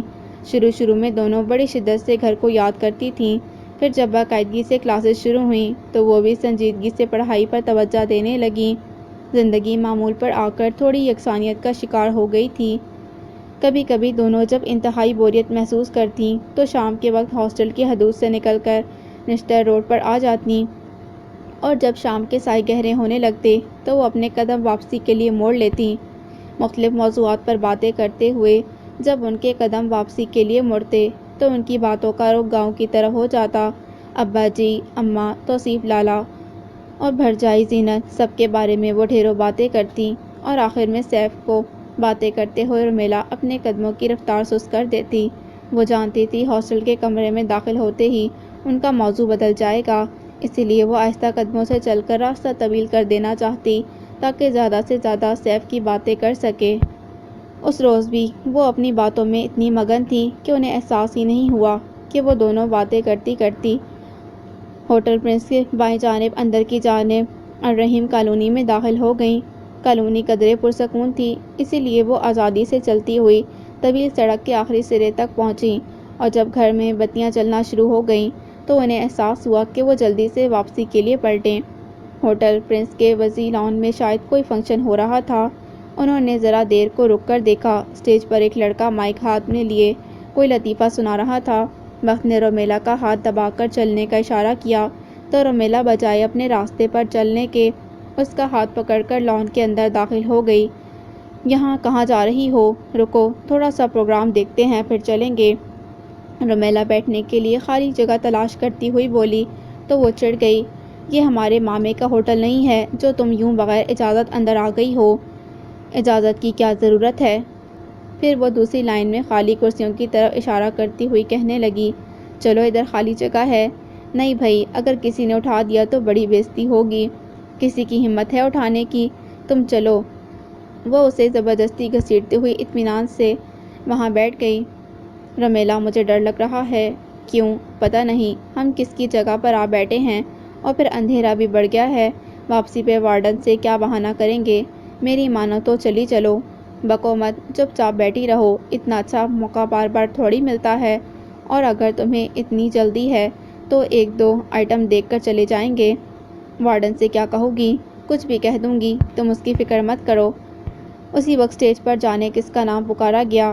انہوں نے اپنی باتوں میں سنا ہی نہیں، اور ابھی بخت کچھ اور ہی کہنا چاہتی تھی کہ رومیلا نے ہونٹوں پر انگلی رکھ کر اسے خاموش ہو جانے کے لیے کہا، اور پھر اسٹیج کی طرف اشارہ کیا۔ اس نے بادلے نخواستہ اسٹیج کی طرف دیکھا، اور پھر ایک دم اس کی آنکھوں میں ڈھیر ساری حیرانی اتر آئی۔ اس کے آس پاس یہاں سے وہاں تک جیسے ایک ہی صدا تھی، میں کیس ہوں، کیس، کیس۔ اپنی حیرانی میں اسے احساس ہی نہیں ہوا کہ اسٹیج پر کھڑا کیس بڑی بے یقینی سے اسے دیکھ رہا تھا۔ یقین کی منزلیں طے کرنے میں جانے کتنے لمحے سرک گئے کہ اچانک آرکیسٹرا کے بجنے سے دونوں اپنی اپنی جگہ چونک گئے۔ کیس نے ایک نظر سامنے بیٹھے لوگوں پر ڈالی، اور پھر اس کی طرف دیکھتے ہوئے ہلکے سے مسکرا دیا۔ دوسرے لمحے اس کی خوبصورت آواز فضا میں بکھرنے لگی۔ وہ اپنے گیت کے ذریعے اسے وہ سنہری شام یاد دلانے لگا جب اپنی گاگر سے پانی پلا کر وہ نہ صرف اسے پیاسا چھوڑ گئی تھی بلکہ اپنا اسیر بھی کر گئی تھی، اور وہ انجان بنتے بنتے بھی گلابی پڑتی جا رہی تھی۔ کیس کی نظریں مسلسل اسی پر جمی تھیں۔ اسے ڈر تھا کہ اگر لمحے بھر کو بھی اس نے نظروں کا زاویہ بدلا تو وہ پھر کہیں کھو جائے گا، اور اب وہ اسے کھونے نہیں چاہتا تھا۔